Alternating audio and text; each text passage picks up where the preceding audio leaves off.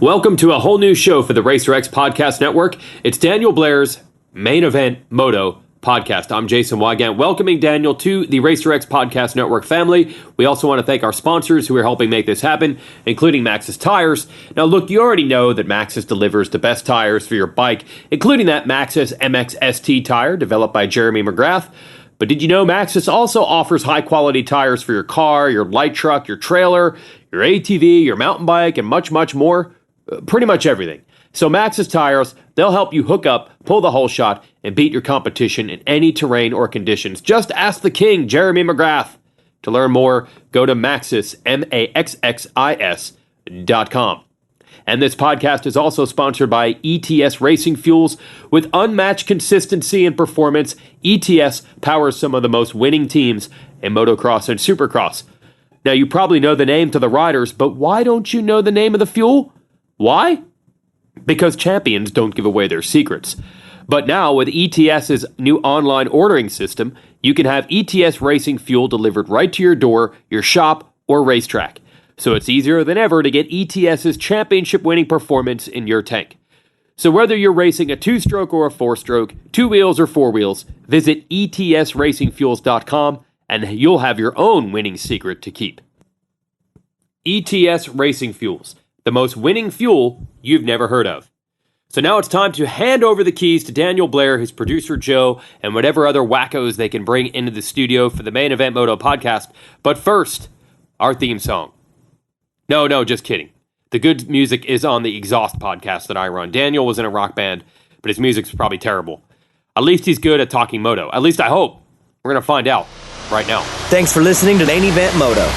Skivvy Underwear, skvi.com. Team Skivvy, baby. Ah, yeah, this is nice. Snuck out here to the public pool at night with the wood grain.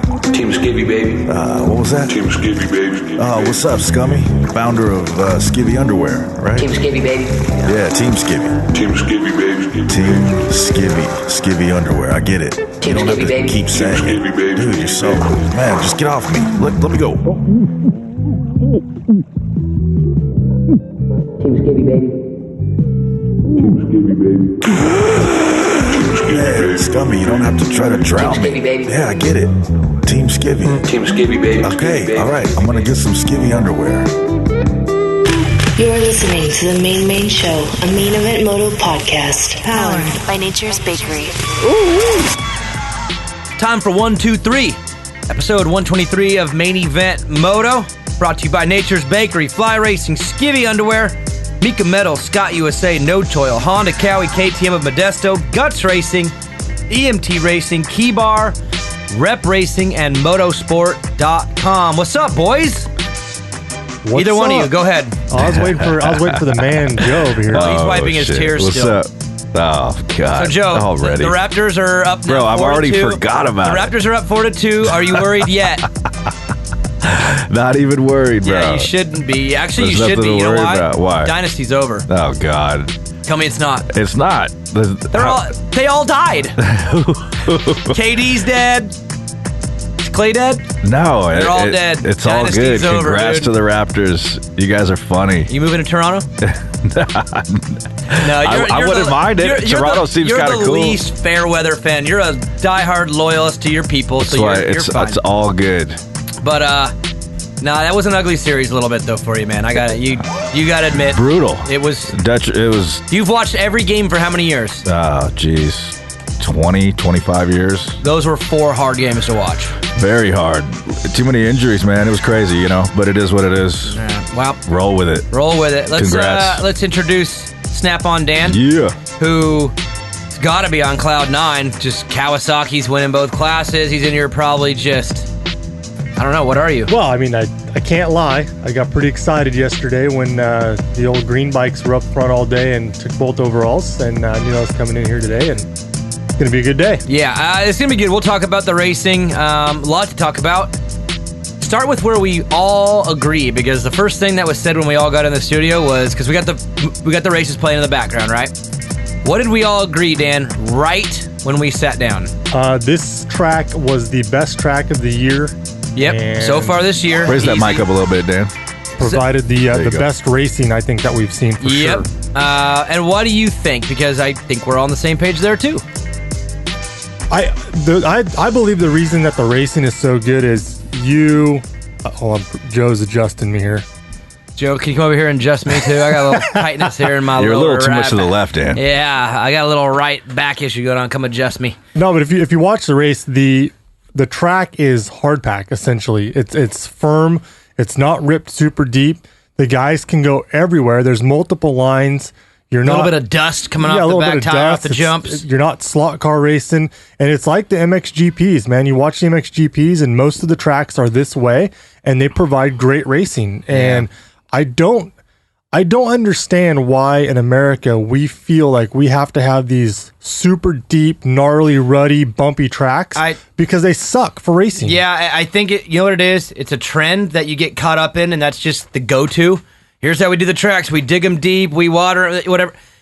I think they're just getting better. Who enjoys riding that shit? Did you enjoy riding that? Well, of course not. And I hate it. We know that, and I know you do too. If there's one bump on the track, you go home. Hell yes. Knuckles, bro. I'm with you. Sorry, Joe. It is what it is. No bumps crew. Yeah, no bumps, no ruts. But no, the track was good. It's got dry spots, and it's got some sticky little ruddy spots here, but it's just...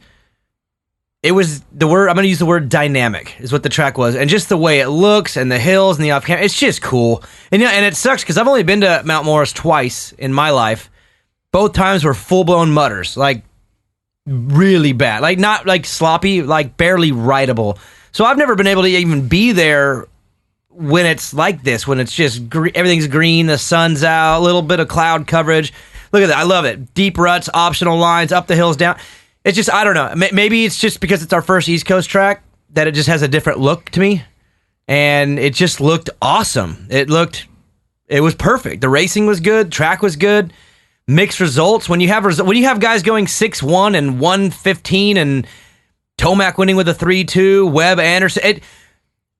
I hope it is the track, and I hope that they realize that and then keep doing it every week because something about this place made everybody pretty competitive. Everybody looked really good to me. And the best guy won. Eli went 3-2. He was the best guy in the two motos combined. But Baggett was the best in the first moto. Roxon was the best in the second moto. Anderson had moments where he looked incredible. It was good. It made the field look thicker up top. And I think the track helped with that. Somebody needs to take note. This just has to there's just no reason for it. The prep and these other tracks is insane. I mean, it's... As a viewer, Joe and I were talking about this a little earlier about, going back to, what we enjoy watching more, Supercross or outdoors. Mm-hmm. And Joe and I both agreed that watching this race was as exciting, if not more exciting than watching Supercross because the track provided that kind of racing. Right, and I agree with that. I think we all, as viewers of the sport, what we like the most is good racing. And I don't care if it's on a circle track. I don't care if it's on a muddy track, on a dry track, on a Supercross or an outdoor. As long as the racing is good and tight, it's enjoyable to watch. And that's why this one was. And I do think it had something to do with the track. I also feel it had to do with circumstances. Baggett, that first moto, got himself in a good position, and freaking... He's notoriously pretty good there, though. Yeah, because it's one of those tracks with those long, sticky corner ruts, whatever. But it was good. It was really good. Osborne, I thought, looked great. Savachi looked good. Everybody... I came away with it pretty impressed with almost everybody. Do you think had Tomac not crashed in the first one, chasing Baggett, do you think he'd have caught him? Or do you think Baggett was on another level? Or was Baggett on another level because he didn't have anyone around him? Or because let's be honest about Blake Baggett. That guy has some heroic second half of motos. He's very Eli-like, where he finds another gear late. But if you look at his history, especially indoors, when Baggett gets a good start, he's not that good. He usually goes backwards. It's almost like it's not his thing, I'll flash this way back to Mike LaRocco. Mike LaRocco was incredible. Never got a good start, but would just have these late rides where he would go blowing by people at the end of the race. I mean, he was incredible to watch through the pack. Baggett's always been that way, too. Even go back to Glendale, the Supercross he won. He made his way through everybody. And then how many times this year in Supercross did he get a good start and then just kind of fall apart? When I saw him up there like that, I kind of was like, all right, well, here's a little test for you. Can you run this pace up front? And for the most part, he checked out enough to where I think he was able to get into his rhythm and then just hold it. Would Eli have gotten him? I mean, maybe. Let me help you. Well, I would. Yes. You know what? Yeah, I would say yes, and here's why. Because if Eli goes crazy in the second half of the moto and makes his run up, oh my God, Cooper Webb's crash, just awesome. Like, so safe of a landing for him for how that could have been. Like, that could have been so much worse, but that was pretty awesome. But I don't know if Baggett would have been able to withstand a late race charge because, again, Baggett's not as good up there. It's like he almost got away with it because he got up front, checked out, and didn't really have the chance to get like swarmed like he does in Supercross every once in a while when he gets a good start. So, yeah, I think Eli would have got him, but he didn't. He crashed. And ultimately, the 3-2 gets him the overall. But to me, this was maybe the most normal Eli has looked yet this year, where I didn't come away blown away. He didn't do anything that was crazy awesome. It was just a good day, solid, you know. Hey, does a guy that goes 3-2 for the overall, does that bother you? A little bit. I was thinking about that on the drive. Well, okay, and also to clear things up, I'm coming home from a bachelor party, a blurry bachelor party. Anyone out there that might know the name Travis Ham? You know what I'm talking about, Joe? Do you know what I'm talking about? Yes, I do. If you follow our Instagram story, you know what I'm talking about. But on the drive here, I was literally thinking how, and I was. It's funny because I was thinking of Joe when these thoughts were going on. That's nice. Well, you're the one that said it a long time ago. Like, you don't like when people win when they don't win, and Eli didn't win. Yeah, he didn't win a moto, but he won the overall. But that's how the sport of outdoor works, and it's happened a million times. It is what it is. Yeah, but it does bother me a little bit. But that's, again, if you're Roxon, the first moto, you gave up your chance at winning the overall. If you're Baggett, second moto, you give up your chance at winning the overall. Webb put himself in good position both motos, but just ultimately he wasn't as good as those guys. So no, I don't. I'm cool with it, but it's not how I like to see a win. I like what AC's doing, winning the second motos every single week and kind of like taking the overall, almost like grabbing it and like, it's mine. Eli didn't really do that, but then again, sometimes it works out in your favor. He got a couple little gifts here and there, but back to my point, I thought he looked the most human-like so far this year. Every other race this year, I've seen at least glimpses where I'm like, geez, man. He just was pretty okay today. Nothing special. And there's nothing wrong with that. No, not at all. Because this track, for him, has not been his best. No. So to walk away with the overall and, gain points, him and Ken are going to go into the next round tied in points. So I don't might think actually be a good thing for him to go and win a race where you don't have to be unbelievably spectacular. Just go and handle business, 3-2, 2-3. Like, those are good for him, I think. Because that's not usually how they come for him. Usually it's some heroic, psychotic ride. And for him to be kind of just standard and be okay and get the win, they should probably take that back to the old toolbox and go, look, this can happen. See how that happened? See how we don't have to be heroes every single week? We can go 3-2 and win still. But yeah, I'm with you 100%. And I love what's happening with the championship, though. This Tomac Roxon thing. We haven't really had a chance to see them go all the way out. I'm ready for a nice 30-minute just fight. But it's building, you know what I mean? They're tied. They're probably tying points now, right? Yep. Tied points. In the next one. Kenny's showing great stuff. Eli's showing great stuff, but they haven't really had a chance to just go out an all-out war. And I want a long 30-minute fight between those two. But it's coming, I think. I mean, it's inevitable, right? 8 rounds to go. They're the best in the class. They're going to meet up. So my next question is, Roxon, when Roxon and Tomac go straight up one-on-one, who's the fastest guy? Sorry, I'm eating a donut. From what you've seen. By the way, Joe, thanks for the donuts. Yeah, thanks, buddy. Joe. Yeah. Why was that? Like, this is super weird. This is super cordial of you. We show up, there's donuts out, box is open. What was that about? Just wanted to be nice. Just wanted to take care of you boys. Joe delivering the pink box. Yeah. See? It's because he's sensitive from last week still. He's just like, he's a changed man. Who's faster? Who's faster? Flip a coin, moto by moto. I mean, yeah, I'd like to say K-Rock. They've both showed me at different times that they are. But that's what I'm saying. I'm ready for both of them to bring their A-est of all games in the same moto. And that I have not seen yet. Tell you what, Jason Anderson could be Ken Roxon's best friend in this, because when Eli gets stuck behind Jason, that's like his kryptonite, huh? He holds him up. So I feel like, I don't know if Jason's a little extra motivated at different times for different guys. He seems to be pretty stubborn all the time as far as blocking people. And I say that in a positive, not that he's blocking, but he fights back. He's defensive. He doesn't just give it up, which is we talked about last week with Nick. I think it was with Nick, or was it maybe with Andy? I think it was Andy 2 weeks ago. Talked about how he likes when guys fight back, even if it's someone faster than them, just hold them off. Like, give the guys some troubles. And Anderson does do that without question. I don't know. I feel like it's going to be Roxon and Tomac all the way, and then the rest of these guys are going to all poke in there like they did. Baggett's going to be in there. Webb's going to be in there. Marvin actually rode pretty dang good, too. He just had pretty bad luck. But it's a two-man race for the championship, and then the other guys are going to be influential moto by moto, but there's nobody else. I don't even know if I see anyone else winning an overall. I don't know if anyone else in this class can put together two motos at that level. You know what I mean? I'm sure it's going to happen, but right now I'm not seeing it. I'm seeing two guys are the only two that I think can get overalls. I think the next guy would be Anderson. Honestly, so? I think so. Yeah, he gets good starts, and I think if he ever got out front and started to check out, I think he'd put in solid enough laps to get away from those two. But would he do it in the next moto? That's what I'm saying. Like, but so far, he's been super consistent.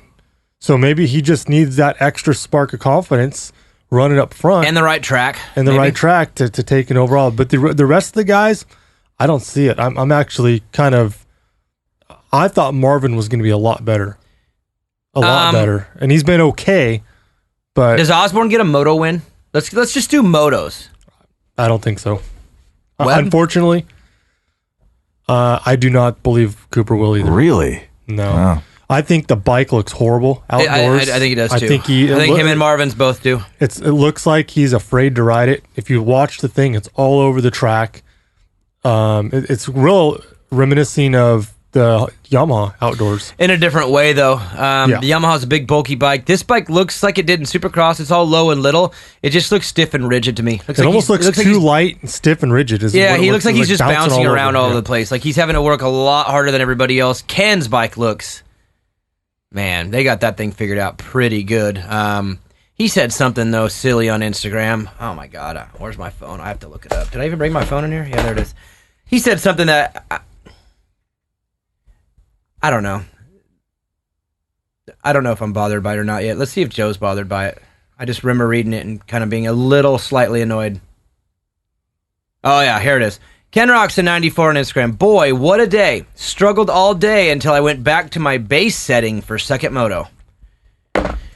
For some reason, when I read that, it kind of bugged me a little bit. Just because if the bike's perfect, these guys are so happy. If the bike's off a little bit, and let me tell you right now, when he says base setting, he's not riding a completely different motorcycle. They do minute changes all the time, but for moto by moto to have that big of a difference, based on your bike, when you're talking a couple clicks here and there, it's not that dramatic of a difference to the bike, yet it's so dramatic with the result and the way they ride. And I don't know, when I read that, I kind of was like, oh, so second moto, when you looked unreal, you went back to the base settings. Why weren't you on the base settings in Moto 1? Why were you drifting and trying new things that apparently didn't work? You know what I mean? I'm just confused by their inability to kind of get it right all the time. It's like you've been to these tracks, you know your bike, you know your settings, but then you go back to the base setting, boom, everything's perfect, dominate the motor. You know what I mean? It's just, maybe I'm just tired of the excuse, and I hope I'm not coming down too hard, but what I'm getting at is it's just like when the things go good, the bike was great. When things go bad, bike was bad. Every time, every rider, they all say the same thing. Nice little pass from Marv right there. I know, that was pretty wild right there. Well, somewhere I read that they had the wrong map in the bike or something, that he went back to another map, maybe the map that he used in Colorado for the high altitude. I don't think Mount Morris is that high, but they went back to that map and supposedly it made the biggest difference. I don't know. I don't know either. But he looked great. The second moto, first moto, not so great. But I hate when these guys blame it on their bikes personally, because it's like you're a professional. Ride the thing, and I get it if it's way off. But how can these things really be way off? No, like you're saying? I'll say it right now, and this goes for every rider in the pits, on every team and every bike.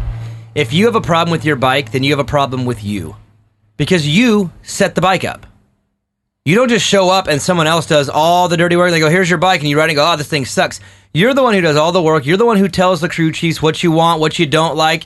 Yes, it's a team effort to get it there, but these guys spend countless hours getting their bike right. And if it's right, then you get all the credit. But if it's wrong, then you don't take the blame. It's you set the bike up. That goes for every rider. Jacob Hayes is my buddy. I talk to him dude. He literally has told me, he's like, man, I have literally had to train the way I think now to knowing that if the bike isn't feeling right, then it's probably me needing to adjust the way I'm riding. And he has to make adjustments. And yes, that doesn't mean you can't change a clicker here and there and make it better. But it's been a while since he's come up the track and said, my bike sucks. Because I think he's well aware that he's the one setting it up. And if it's a little stiff on this track, well, then you need to adjust your riding style or make a slight adjustment, clicker here and there. But I don't know. Maybe it's just the public. Maybe publicly, I don't like reading that. If that was the case, that the base setting worked for Moto 2 but not Moto 1, that's great. Then keep it to yourself. Because what it sounds like a little bit is that you're blaming Moto 1's bad performance on the bike. Well, and it wasn't even that bad of a performance. No, it was just everyone was flying and you just were a little off. That's all. So, I don't know. Just my thoughts, kind of, I don't know, rubbed me the wrong way a little bit. But Joe, what do you think? Anyone else can get Moto wins, overalls in this class? I'm leaning towards just those two for the overalls, but I could see Anderson getting a Moto win. I could see Webb mainly because of his starts. Osborne's got to get his starts together. But then again, I never would have picked Baggett for winning a Moto, just the way it's looked the first three. I thought his season was... You remember who picked Baggett this season? I know it is. I know who did, but... But you don't want to mention that, though. Good job. You just want to talk shit on the Warriors. One out of 8 motos, bro. What happened to the other 7 to your guy? He's getting it in, bro. He's getting it in. No, he looked good first moto, though. Got to give him credit. That was good, Blake Baggett, you know? When he is really, really on it, feeling good, he's got a unique style. I like watching him ride, but... So moto, potentially we have... we've got 2 450 guys that are out and done, being Hill and Seeley. Well, the Hill one I don't think is for sure full time. I'm being polite. I don't think he'll be back, but yeah, maybe. And Seeley's for sure done. You think Freddie Norton steps in again for Seeley? Why not? To fill in? I think Old Faithful. He's been great. I mean, maybe, or Christian Craig. I don't think Christian Craig's probably not too happy with the way things are going. What happened with him this weekend? I have no idea, dude. They never showed him that he was never back said in anything. 27th or 28th on. I have no idea. We'll get to the 250 class. Let's save that for that. Joe, actually, let's take a break. We'll come back. We'll talk 250. We got listener questions. We got stuff to give away. By the way, you Motoheads, oh my God, you hammered Anderson so hard last week.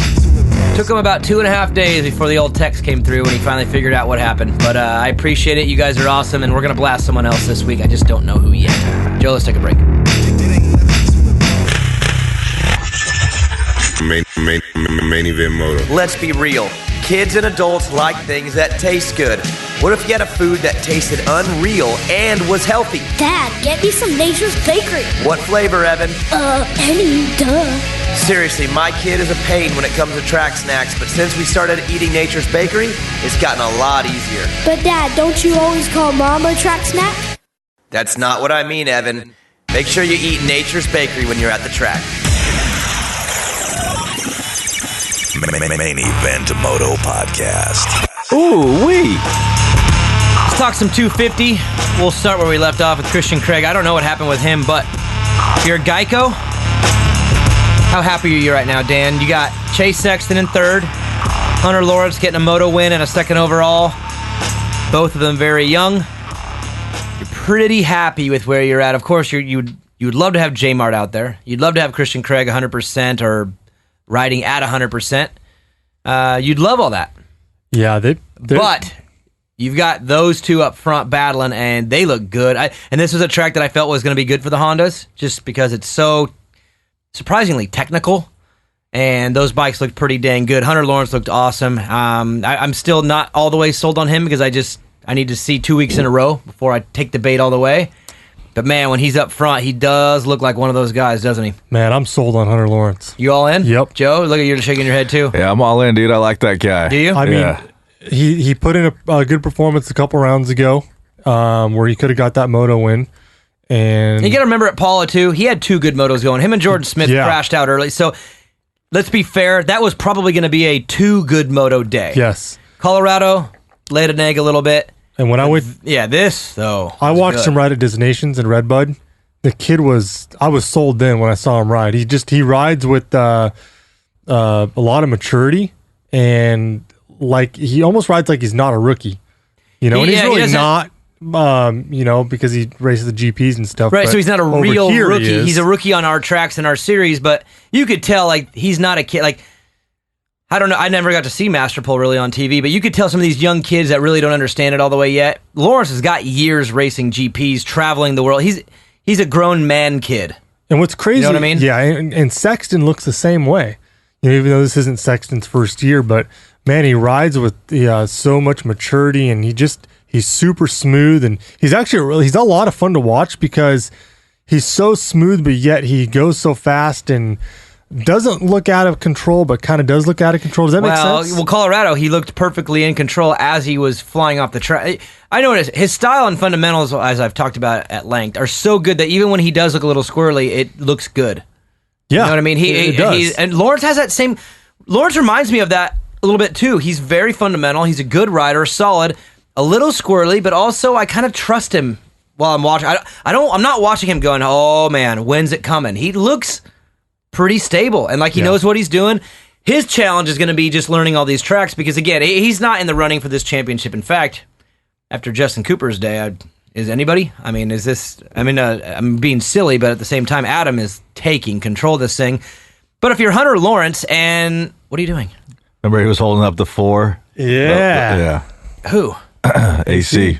Oh, did he do that? Yeah. I didn't see that. I didn't watch the celebrations, but we'll get to him. I got some strong thoughts on Adam.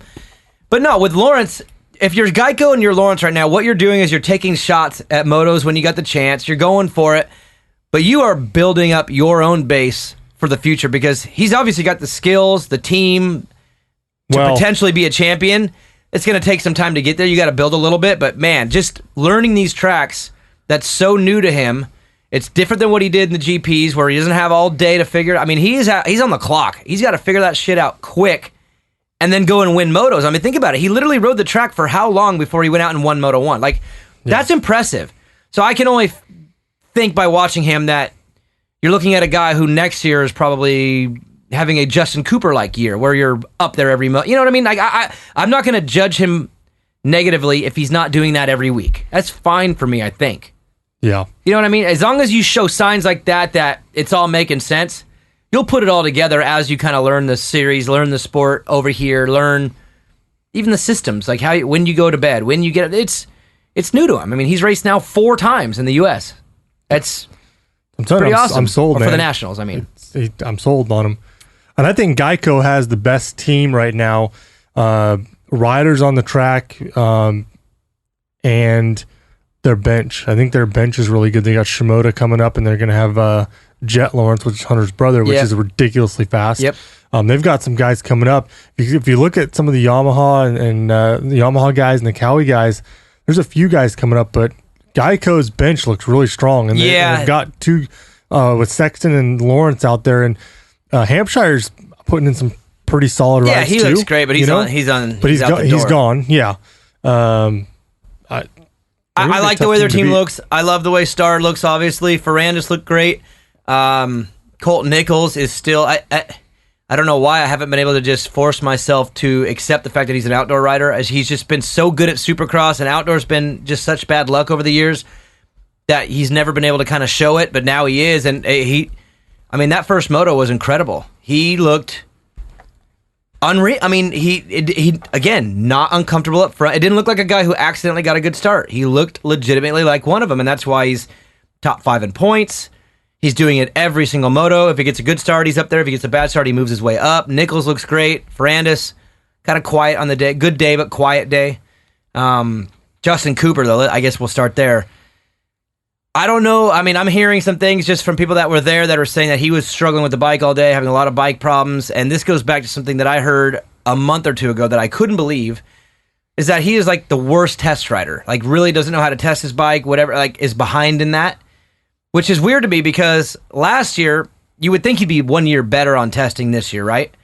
How is the bike and that part of the program worse a year later than it was last year when he's a rookie? Or when you're a rookie, do you just twist the throttle, Dan, and you're just like, let's go for it, who cares? Yeah. And now the more educated he's getting, it's getting worse because he's almost maybe making bad decisions or setting the bike up wrong, or he's just becoming more aware of what's underneath him. But apparently did not agree with the bike all day. And again, I'm going to give him a little bit more of a leash than I would give the 450 guys because he is newer. By the time you're a 450 guy, you need to know exactly what's going on with your machine at all times. It's on you. It is 100% on you to get your bike right. In a 250 class, when you're young, year 1, year 2, I get it. But that's how some guys are.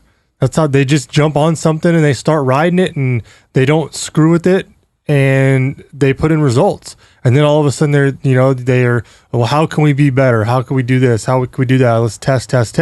He has no experience testing and it's confusing the kid. He's going backwards instead of just letting the kid ride. Because he's probably thinking. Yeah, maybe they're overthinking the whole thing. Probably. I mean, go back to their quote unquote base setting from last year. Yeah, or how much different are you than last year? You're a little bit faster, but yeah. I mean, again, but I can promise you this, because when I read for Geico, this happened too. As soon as you have the access to resources, and now all of a sudden you can make changes and adjustments and you can do things, you start going down rabbit holes. Ooh, I kind of like the way that felt. Let's just go chase that. And then by the time you get to the end, you went a long ways and got nothing out of it. And then you come back to the base setting. You know what I mean? And that's why I feel like their testing is important. But once the testing is done and the bike is pretty close, I think you got to be done with it. You've got to just go race the dirt bike, because if you're out there thinking about the bike and complaining about the bike and losing confidence because the bike, you are now using your brain to think about things that are out of your control instead of maybe just adjusting a little bit in the middle of the moto and, okay, well, I got to wheelie up over these kickers a little bit more because my front end's a little soft. You know what I mean? Like, these guys are talented enough to where they can make mid-moto adjustments based on what the track's like underneath them, what the bike feels like. Again, you start poking around in this stuff, you start getting a little bit more educated on it, and if you're not educated all the way, you might be leading yourself in wrong directions on accident. And that's why I'll give him a bigger leash on that. But at the same time, I was under the impression that once we went east, he would be better. Like, I thought this was going to be the start of him. Maybe he's already been great, but you know what I mean? I thought his next level was coming as soon as we went east, and this was his worst. This is the worst I've seen him. I don't even remember last year mid-season. That was, you know what, bad, and it started in qualifying. His qualifying was bad. It maybe dominoed all through the day. Maybe he just had a bad day. Well, I don't know why these guys can't just show. You know what? I had a bad day. I mean, there's days that I go ride and I just have a bad day. I don't. Well, I understand that, but you can't have a bad day and be that far off the pace. A bad day for you, Eli Tomac going 3-2. That was a bad day for his standard of the way he probably likes to ride his motorcycle. He didn't look that great. You can't go and be barely inside the top 10. You know what I mean? That is way too dramatic from one end to the other to have a bad day. 9th overall. Yeah. I mean, he's 26 points now. 26 points down. I mean, the whole championship changed in one day, and that's why you can't have bad days like that. You can have... I mean, you know the old saying, it's cheesy, but you win your championships on your bad days. Well, he should have got 5th on a bad day. But that was really bad, and it cost him a lot of points, and it changes the whole dynamic of the whole championship now. There's still a lot of racing left, and I'm not defending the guy because that's the last guy right now that I'd ever defend. Mm-hmm. Just going to leave that right there. Mm-hmm. But AC homerism, go ahead. Hey, don't get me started. I know. Can we move on to AC? Can we just go as ridiculously positive from here to the end of the segment, Joe? Yeah. You guys do realize that, like 6 weeks ago, that dude was on the other side of his semi-truck, bawling his eyes out, lost a championship in unbelievably dramatic fashion. And now he has won 4 straight. He only won 1 outdoor before this year ever. He's now won 4 in a row, and he's done everything 100% right. He gets up to 2nd or 3rd on the motos when things aren't as good off the start. He's been patient. Remember the moto, I think he won with Lawrence even. He was patient. Lawrence was going to win that thing, and Adam didn't overreact. And then in Moto 2s, when things get tougher, the track seems harder, everyone seems more worn out, he kind of outmans them. And he's the best guy in the class. And if you think about it too, just with the experience, the age, everything, he's older than Sexton, he's older than Lawrence, he's older than Cooper. He should be owning these guys now, don't you think? I mean, I'm watching this and I'm not surprised anymore. I feel like he is the daddy in the class now, and he needs to be doing this every single week. And for 4 races, he has done exactly the right thing. Moto 1, Moto 2. It's been perfect. He's mentally tough. I mean, he's shown that, and he's kind of like Roxon. You know, they train together and ride together, and Sexton too. Sexton, I think, is pretty mentally tough and strong. But you know, like I said before, it just comes with maturity. Adam's been in the class for a while now. He is kind of the daddy. You know, he doesn't want to throw another one of these things away, and this is going to be his last chance at any type of 250 title. Yeah, and it's a defining season, I think, because Joe, if you're going on the 450 and you know it, and this is your last chance to do it, Supercross obviously meant a lot to him too, but I think this one means just as much as far as he needs to close this chapter with a win. Maybe you don't get that Supercross title that you wanted, that you probably could have had. I mean, talent-wise, he should have had 3 of them. He's Adam Cincerello. He's awesome. But we know what's happened over the years. At the same time, if you know you're leaving, you want to end up with a positive, and he's doing that. And I guess I'm not surprised, but I am a little bit that he's just been able to recover so well from Vegas, because he just seems to be getting stronger and stronger and stronger. And I'm being straight up too. I don't think it'll happen. I'd never put money on it. But dude, who's going to beat him in 2 motos? I don't think there's a guy. And unless he just implodes one of these things, when is he going to do any worse than a 3-2 or a 4-1? Or you know what I mean? Like he's better than all these guys. He gets himself in good position 90% of the time, and he's winning every second moto. He seems to be stronger than everybody. Bike seems to be working perfect. I mean, who's going to beat him? It's a Cowie. Of course it works perfect. Oh, here we go. But honestly, though, who's going to beat him? Who's going to beat him in 2 motos? It's the same question I had for Roxon and Tomac. Dylon. You know what? I think that too, because Joe, I think of Ferrandis as capable, but I still, 4 rounds in, I haven't seen anything from him that tells me he has what Adam has for 2 motos. Dylan has got all those pieces, but they're so far from being glued together. Yeah, but that's what Adam is glued, dude. Everything is in unison. It's as one. It's the program, the body, the bike. Everything is locked in. Dylan still has things that make you question, like, what's going on? You know what I mean? Bad start here, bad start there, great moto here. Hunter Lawrence last week, or Colorado, dude, he was a top 10. I mean, literally, think about him and Justin Cooper, swap places. Cooper this week, barely a top 10 guy. Lawrence at Lakewood, barely a top 10 guy. And then the next week, they're battling for win. It's just, I don't know if there's anyone in that class that is ready to go 2 motos with Adam. Haven't seen it. Here's the only thing that I think is, I think that if it comes down to it, Adam will not ride over his head to pass and catch somebody for the lead if he has to. I just don't. If he's close enough, proven maybe. That so far, he's been way more patient. That leads me to believe that maybe he does give up one of these things by choice, by looking at the points and going, you know what, Dylan, congrats, you're 40 something down on me right now.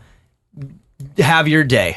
Yeah. I'm with you. I don't know if anyone's going to be able to just go beat him without him being strategic about it and letting it go.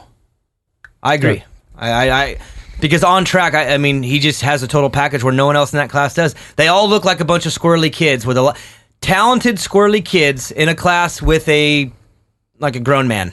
That's just kind of what it looks like. Take the stars out of this. Take the stars out of this. Okay, watching the 450 class or the 250 class, which racing do you prefer to watch more?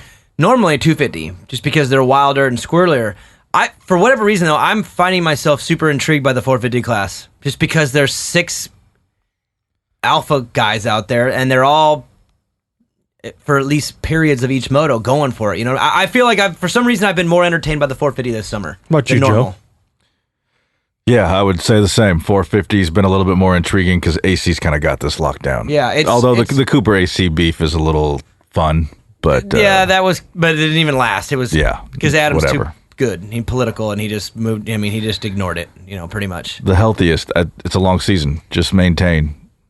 Yeah, and that's, I mean, again, we are starting to lose guys. That does suck, but at least to this point, the title guys are all still there. That's, you know, I don't want to see anyone get hurt, but at the same time, like, for this championship to stay intriguing all the way through, we need Roxon, Anderson, Webb, Osborne, Tomac, Baggett, Moose. We need all of them in there. We need these 250 guys taking shots at Adam too. And I feel like it's going to be very similar to the 450. I feel like there are guys that can win motos. I could see RJ Hampshire winning a moto, Colton Nichols, I could see winning a moto, Ferrandis winning a moto. Sexton's going to get a moto win. I could see 5-6 more moto wins. I just don't know if anyone's going to go 2 motos against Cincerello. He's too locked in.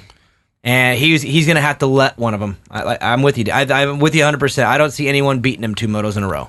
What do you think about McAdoo's fill-in ride? How do you feel about that ride? That dude, he took a gamble pretty hard.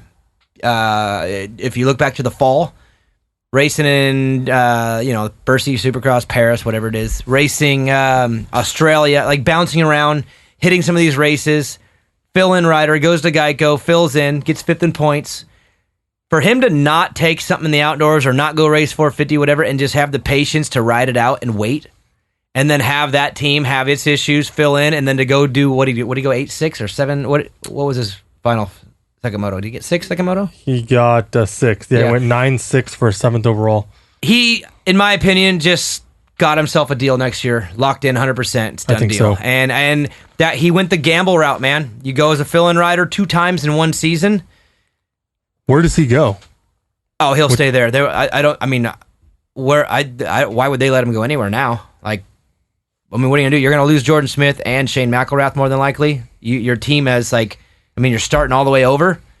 Guy got 5th in Supercross, comes out in his first outdoor on the bike, gets the best result the team's had all year. I mean, if you're them, you don't let him go you don't let him go anywhere, and he's not going to be that expensive because his results aren't so crazy good that he's got some high dollar amount. And not every team has options. If every team had openings, then that's when the free agency goes crazy. People can get more money because you got bidding wars. He's going to end up there. I mean, why not? It's a perfect fit. And I thought he did awesome. Incredible. Better than I thought. I thought he would get one good moto and then crash out of another because he's pretty wild. Have you heard anything on Marchbanks or seen anything on Instagram? He crashed hard in the first moto and then didn't line up for the second one. Oh, I didn't see that. Yeah, it was pretty gnarly. So then who's okay? Then they just have him and Davalos, and that's another one that surprised me, Joe. Davalos is pointed at the 250 Supercross. He's done with 250s, yet he's still out there just cranking it out for 15th. I don't know whether to admire that or to think he's what are you doing? Why are you even out there? Just call it. I thought the same thing yesterday. I was like, why are you even out there? I mean, I give him credit. Get some money. Yeah, for sure. But at the same time, staying loose. You want to hear something hilarious? Is I almost just said, yeah, so with Marchbanks, if he's out, Mitch is only going to have Adam under the tent. Martina's been such a non-factor. I forgot he was even on the team. Out there. Yeah, he's been back pretty far. Just a couple motos up front, decent, but then moving his way back. But no, I thought he did great. I think Mosman's been emerging, Hampshire, right? It's really cool because the top of the class is really talented, but there's another group right there, right in that second group that's pretty good too. I'm enjoying both classes a lot. Again, this is the first year in a while that Joe, obviously, that we've been into the outdoors, where we've actually been watching it, and I don't feel let down whatsoever. I've been pretty happy with it. Again, we talked last week at length about the difference between Supercross and outdoor, and obviously that it is what it is. They're different. But I can tell you right now, I have not felt like I've wasted a day watching this stuff. I normally will catch the ones I want, moto here or there. I've been enjoying it. I really have. Both classes have been pretty good. I'm a little bit nervous about the 250 class, though, now that Adam is starting to check out, because you guys all know me. I like a good story. I like a good championship. And that one is starting to become not a championship anymore. Adam's up 25 or 26 points. Moto by moto is going to be good, but I guess my intrigue moving forward is the Roczen Tomac squaring up one-on-one. I want to see them come out 1-2 or 4-5. I wanted them to start together, end together, and see what happens, because half the motos this year, I'd tell you right now, Roczen's been better, straight up. And then half the motos, Tomac's been better, straight up. I want to see them go at it, and my guess is we get our chance, right? It's 8 rounds to go, 16 more motos. It'll happen. All right, Joe, let's take a break. We'll come back. We'll do listener questions and wrap this baby up. Main event moto. Convenience is everything to us in the Batcave, and that's why we rock a key bar and no toil filters. Trust producer Joe, you're sick of that jingle jangle in your pocket. Yes, sir. Just go get a key bar, like your Bat Bros. And if you're not using no toil filters, you probably still have a flip phone. They make one of the worst bike chores easy. Throw the filter in the wash machine with your ladies' panties, and they'll never be cleaner. Get with the program and get a key bar and switch to no toil. Pay attention, Motoheads. I'm a picky SOB, especially when it comes to products on my son's bike. That's why we run Mika bars, sprockets and chains, and a gut seat cover, and it's not even negotiable. Look, if you care about quality and performance on your bike, you'll be running Mika metals and gut seats and covers. And if you don't, you're a what, Evan? A noob like Uncle Vincent. Main Event Moto Podcast. Ooh-wee. Speaking of Uncle Vincent, hung out with him yesterday at the bachelor party. How's he doing? Oh, man. All right, so yesterday was the bachelor party for Andy Dalton. He used to be Shane McElrath's mechanic, good friend of mine, goes by the name of Drinky B, and it was up at Mike Mason's house, and we all went golfing. There's 13 of us, Joe. I told them in the group text, I said, do not put me with Vincent. I don't want to be coached all day. I don't want to be taught. I don't want to hear about club angles and degrees and shit. I wasn't. Yeah, you just want to have a good time. Just want to have a good time. I want to drink some beers with my boys. Well, I end up with Travis Ham, which good times. If you saw our Instagram story, you know where that went to. Oh, by the way, he approves the Jamal shot. He said it was amazing. But then again, he was pretty messed up when he took the shot. But anyway, so I'm with Travis. I'm also with Vincent. And I literally told him, I got there. I was the last one there. I was a little late. And I'm like, dude, really, guys? I literally go back in the group text. I said it like 5 times. I don't want to be with Vincent. And sure enough, I'm with Vincent. Joe, I can't believe the words are coming out of my mouth right now. Uh-oh. You had a good time. He was perfect. Nice. He never once coached. He did one time tell me to put my weight on my front foot. I told him if he wants that foot up his ass, he'll talk to me again and coach me one more time. Honestly, though, I am blown away at how good he played. He's actually legitimately pretty dang good now. So who was the best out of the day, Mike and him? Well, we played Scramble. There was 3 teams, and we lost. Mason, his team won. They eagled the playoff hole, which on a Scramble is like, I mean, we were both like 8 under. Yeah. They used my balls a few times. That always feels good. I love when my balls get used. Totally. I sunk some putts. I watched Schlev, Mike Mason's dad, the infamous Schlev from our Hangtown Live show. Oh, man, who's that? Marchbanks. Oh, there it is. Oh, yeah. See, this is the moto I didn't... Is this first moto or second moto? This is first. Holy crap. Oh. Got hit with the double whammy. I've never even seen Look that. at that visor, dude. Is that gnarly? Split in 2, freaking... That's a bad crash. Yeah. If that was a Fox visor, that sumbitch just come right off. Uh-oh. I go flying off. Hit a spectator. Ooh, that is bad. But anyways, Vincent was awesome, man. He played great. He had a good attitude. He never drove me nuts once. He was super mature. I don't know what else to say. I mean, it's funny. I'm sure you all would love to hear otherwise, but he was really mature and played really well. And in fact, I'll tell you right now, Eric Nye and Hobo Nick are 2 players or 2 guys who have played golf for quite some time. They're both monitoring Vincent's little golf career. I know them both well enough to know that they're both in some serious trouble in the next 6 months. I think my brother's going to have them both covered in 6 months. My brother's legit. I mean, he 3 or 4 holes straight birdied on his own on a tough course. Just a year. I feel like a fanboy right now. I'm a straight Vincent fanboy. But he was impressive. He killed it. Sinking like 30-foot putts, chipping right next to the hole, birdied 3 or 4 of them on his own. I mean, he was good, and he was not annoying, which was the best part of the whole deal. So every morning, my new Snap-on route goes right by Hagen Oaks, and I, in a non-gay way, think of Vincent every morning. Really? Yeah, man. I didn't know how. I guess I knew how popular golf was, but every morning when I drive by there, dude, the parking lot is packed, and there's like 100 guys on the little practice green putting. And this is Monday through Friday at what time? 7:30. Wow. Every morning. Things are going good around here, huh, Joe? Do you think he was taking it Is he as good as seriously? Zach So Osborne? Vincent was all quiet and focused. He was probably more serious than the rest. Yeah. Everyone else was having fun. Having a good time, whatever. Well, yeah, because you guys have been giving him shit for how long? He's trying to impress you guys. A long time. But at the same time, I'm impressed. I'm also impressed with you, Joe. Your fantasy picks, I'm not gonna lie, when you sent them to me, I posted them on Instagram. People talk trash to you too on our Instagram. I don't know if you noticed. Oh yeah. I thought your picks were a little suspect. In fact, your Amart pick turned out to be pretty bad. Yeah, we'll get to that. But you're pretty good. You're in 61st place right now in I Main Event know, Moto's League. dude. So the I'm rule like, is, Dan, yeah. you got to be in the top 75 to make it to the chase. The last 3 rounds, if you're top 75, you make it to the chase 3-round runoff. Joe's in there, no problem. I'm struggling. I'm in the deeper 100s, so I got a ways to go. I did have a good weekend, though. I really crushed it. Thank you, Nick Gaines. Randomly picked a guy who's fast in qualifying, put him in there. He killed it. You, on the other hand, are a hot pile of garbage. Well, let's put it this way. There's, I think, like 8 pages or something like that. You can't find your name? And I was at the 6th page and still hadn't found my name, so... You just stopped? You know what? I love this fantasy thing, and in years past, I did my own little fantasy league with friends through another site, and it was bitching, man. I had prizes. I really did it good, and I had won it a couple times, and I'd get into it every week, and I'm not like a spreadsheet guy, but paid more attention than normal. Yeah. Well, now with my new route, I just don't have the time to invest in researching these guys and following the stories, and I still follow quite a bit of stuff, but I just don't have the time to put into it. Supercross, I didn't do my picks the last 3 rounds because I was so bad.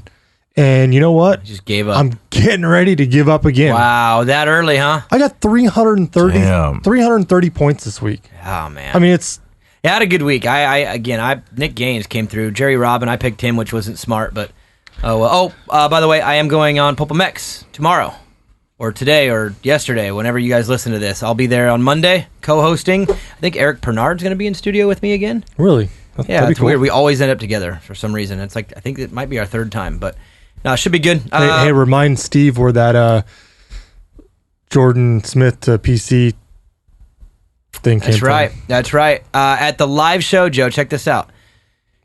Pulp did a live show for Hangtown at Works Connection, and Dan was in the audience, and Dan's he's like, hey, what should I say? Give me something to ask him. And I said, ask him about Jordan Smith going to PC. One of my little seeds that I had. Uh-oh. Dan asks him. They acted like he was like drunk. Like, what? What are you talking about? Blah, blah, blah. Dan's this crazy psycho in the stands bringing up random stuff that makes no sense, nobody knows about. The look that him and Weege gave each other was priceless. Like, and what happened 2 weeks later? Yeah, Knuckles, bro. I got you. That's right.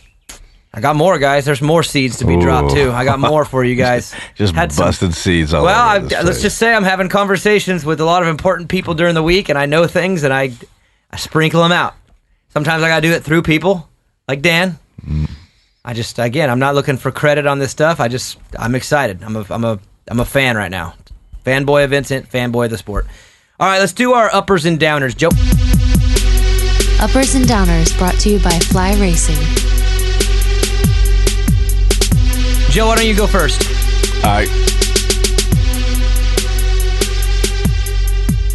My upper, it's going to be Blake Willis. Blake Willis? Or Bruce Baggett, whatever you want to call it. What, Blake Button? Did we ever...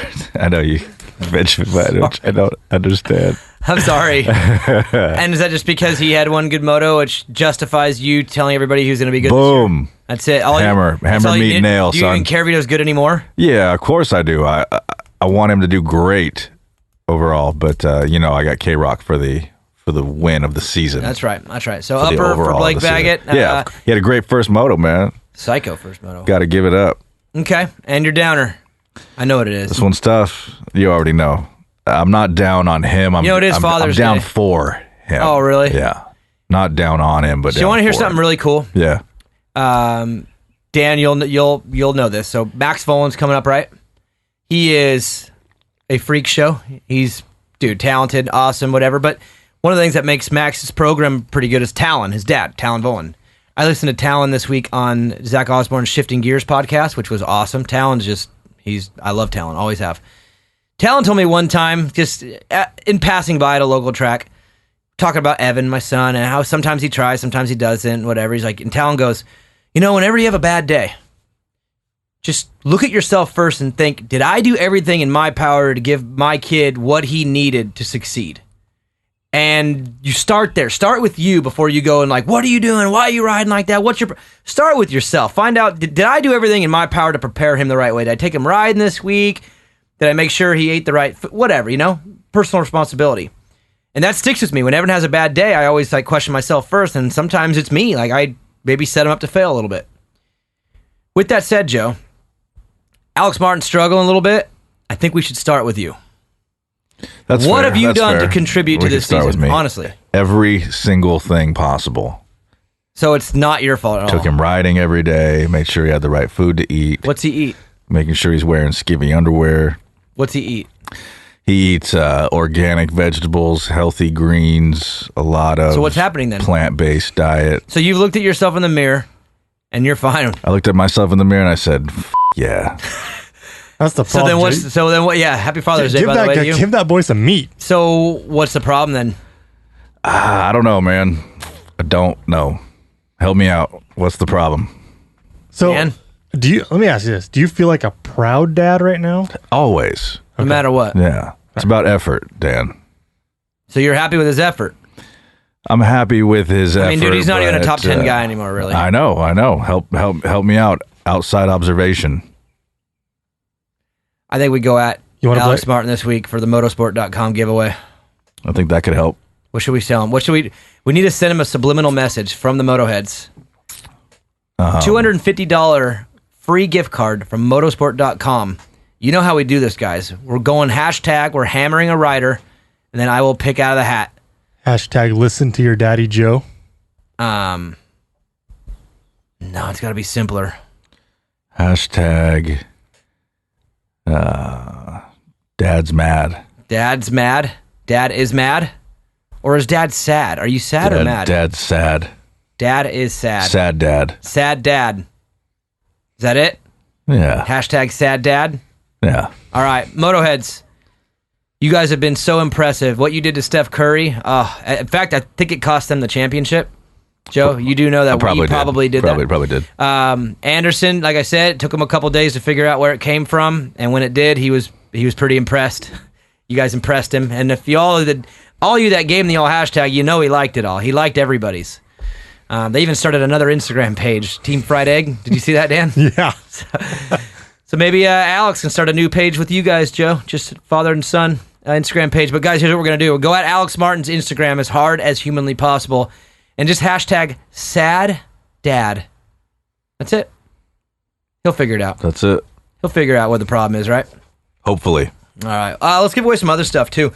Skivvy Underwear, main event is the code, skvi.com, 20%. Of course, if you go to Guts Racing, use the code main event moto, you get 20% off at gutsracing.com. Keybar.us, use the code moto20 for 20%. No Toil. Dan, No Toil giveaway code. What do we got? Strap on Dan. Wow. Oh, I boy. love it.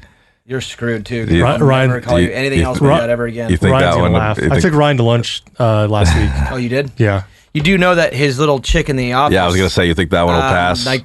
She's the one that reads these and has already been a little uncomfortable a few times. Is that an HR issue?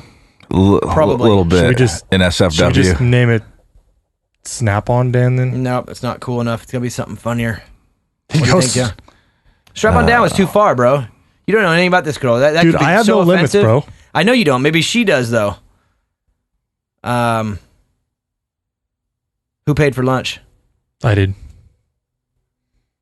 Okay, the code is.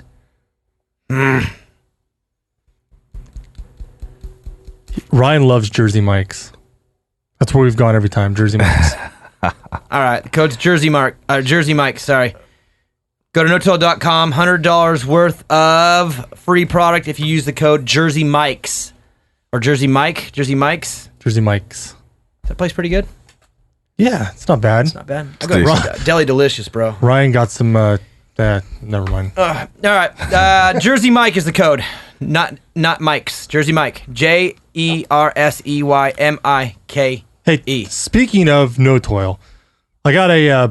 So when I wash my filters with the No Toil, I put them in my wash machine. So, and we have a brand new washing machine. I just bought it, and anybody that doesn't wash their filters with No Toil in the washing machine is doing it all wrong. So I actually got a PM or DM from Colton Eck saying, dude, is this really safe? It is totally safe, guys. And your washing machine will never be cleaner. You think I was joking in the commercial? You can really wash it with your chick's panties. Legit. Straight up. Like, just put the No Toil filters, dirty as can be, right with your clothes, use their cleaner, and your clothes and the filters will be the cleanest they've ever been. 100%. Biodegradable, bro. It's good stuff, huh, Joe? Hell yeah. All right, you ready for listener questions? Yes, sir. This is your Scott USA prospect. We didn't finish uppers and Listener downers. question. We didn't? Did I even Jeez. do one? Neither of you even gave your uppers and downers, right? No, Joe was the only one.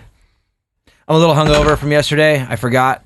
All right. All that cocaine. No, it wasn't any of that. Not this time. Dan, upper and downer. My downer is Yamaha. And I was just like, yeah, all good. Yeah. Okay. Downer's Yamaha? Just Yamaha. in general? The whole thing. Man, you're such a homer. Why? What's wrong with Yamaha other than being 3 guys in the top 5 every week in the 250 class? 250 guys are complainers and whiners. And I have lost all respect for Justin Cooper After Lakewood? After Lakewood. That bothered you, huh? Oh, dude, ridiculous. Okay. Absolutely ridiculous. And then Fernandez, blaming Adam or getting all upset saying that Adam took him out? Adam took him out, and it's because Supercross. He's mad from Supercross. And man, just grow up, man. Wow. Nichols is the only one that hasn't pissed me off yet. I actually really like Nichols. Mitchell Oldenburg?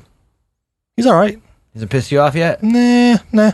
Okay. But the other two, man, no way. All right. And then 450 class, are you just unimpressed? I'm just unimpressed. Barsha is better than a 10th, 12th, 13th place guy. Yeah, I don't really know he what's going hasn't on there shown either. any flash of speed, nothing.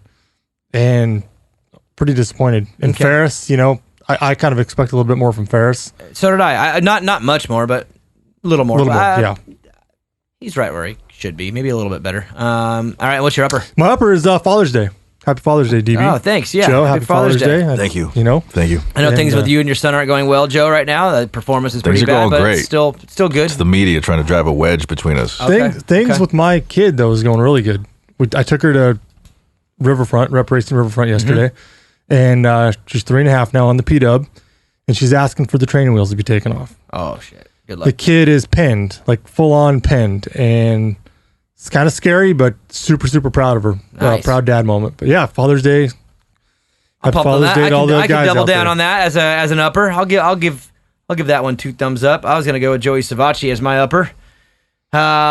Pretty impressive. I mean, obviously the results weren't amazingly amazing, but top 10 finish. But I think just the way he looked. Didn't he look good to you? I mean, that's our first chance to really see him on outdoor on a 450. Are you really asking me this? I know you think what you think, but Joe, what do you think? Savacci, first 450 outdoor where he's been going for it, kind of. Lakewood was whatever.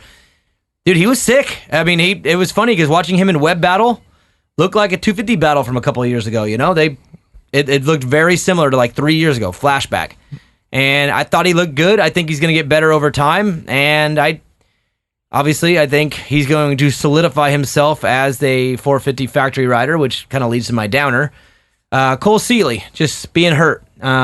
His injury last year was pretty bad. I was pretty happy that he came back this year, even though things didn't really go well. He never really got all the way back this year, and the outdoor started out rough, and we all kind of know what we know. There's not that many seats available in the 450 class. You got other guys coming up. There's Savacci, Wilson, Seeley are all kind of going for that Honda ride, and just for him to have that injury and be out now for the summer, I mean, I don't know him well enough to know this. I'm not in the inner circle over there, but I would think that retirement's probably being questioned.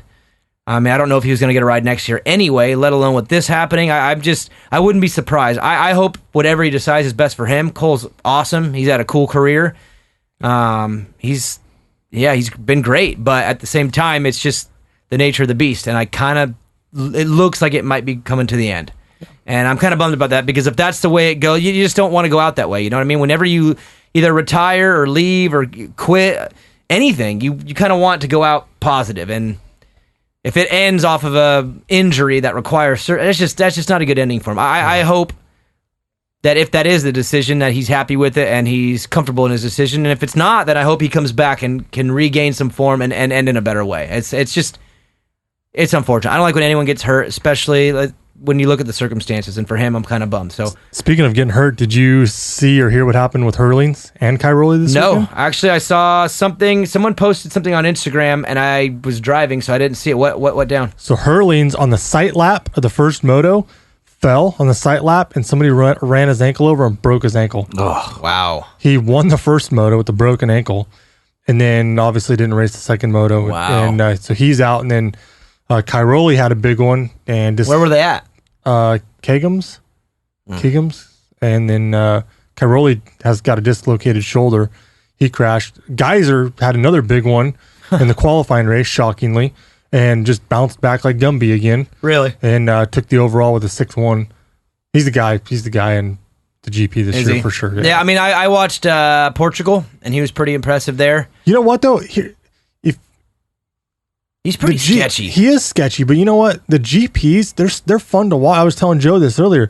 GPs are so fun to watch because the tracks are just like this Hight Point track. Mm-hmm. You know, you guys can go everywhere. They're creative, and it's really fun. It's really fun to watch. Other than the one that I watched, Portugal, I like the 450. The 250 class was pretty weak for me, to be honest. I think that class is weak. I could be completely wrong. I don't watch it enough to have a fair evaluation, but the little bit that I've seen of it, I think the 250 class and the GP is a little bit behind, but the 450 class, those guys are legit. It's always been behind. It's, like 450 here is always, it's the premier class, but the 250s, people really follow the 250s as well. Pretty evenly. Yes, back there they don't. It's the 450 is like the premier. I just don't know their names. Deal. They don't look that impressive to me. Prado looks pretty good, but none of them look impressive. But if you actually see them ride in person, they're pretty impressive. Yeah. Well, I mean, then again, Prado and Lawrence were like the two most impressive guys this year at the Donations in the 250 class, and Lawrence obviously is here, and you can see what he's doing. Yeah. Well, do the math. Prado would be probably pretty badass over here. In fact, I think he'd give everybody a run for their money. That dude's talented. The crazy thing about Prado, which I don't understand, is why. Like, I get why Cairoli and Hurdlings aren't coming over here. They don't want to race Supercross. They don't have it. You know what I mean? Yeah. Where Prado, I watched Prado ride the KTM track when he was 15. He gets it. Like, he has Supercross skills. So I'm surprised he's not over here. Because usually that's the big hurdle. It's probably money, dude. I mean, the money that those guys make over there in Europe is insane. Yeah, it's more than these guys make here. In the 250 class. But, well, yeah, but at the same time, I don't... And the motocross is so heavy over there, they don't really have Supercross, so... But if you're Prado, you have a choice. You either go the Roxon Muscan route, which is I'm going to America, or the Lawrence route. I want to do Supercross and outdoor. Because when you come to the U.S., you do both. That's what we do. We do both. You got to be good at both. And that's, again, why Hurdlings and Cairoli, I respect them as outdoor riders. They are incredible. But at the same time, I can't give them my full respect because... one of the disciplines that we have, they don't do. They stayed there, and that's fine. But they'll never get my full respect because they don't race Supercross. And for Prado, the big question is, do you want to follow in their footsteps and be a GP legend? Which, let's be clear, he could be. He could. How many of these things could he win over the next 10 years if he wants? Yeah. But if you got Supercross skills, then you should be over here. Like, I get not having the ability to ride Supercross, so you avoid it. But if you have it, then you should be doing the Roxon Muscan route and coming over here and racing Supercross. Because as cool as the GPs are, nothing tops Supercross. So if you have that skill set, then why are you not here doing it? Right. And maybe he will. Maybe he's still young. But again, he's probably in a tough spot. Like, do you follow the Everts, Cairoli, Hurlings path? Or do you follow the Roxon Muscan path? Those are two options when you're a guy at his level. And maybe he's happy, making good money, dominating, easy life, less injury. Supercross is a little tougher. Yeah. But at the same time, I watched him when he was 15, and he's good. He's ridiculous on a Supercross track. So he wouldn't have those struggles. I think he would legitimately be. I mean, he'd be tough to deal with day one. Christoph Purcell, Chad Reed. We've seen some of these guys that come from other countries that can immediately figure Supercross out because they got background in it.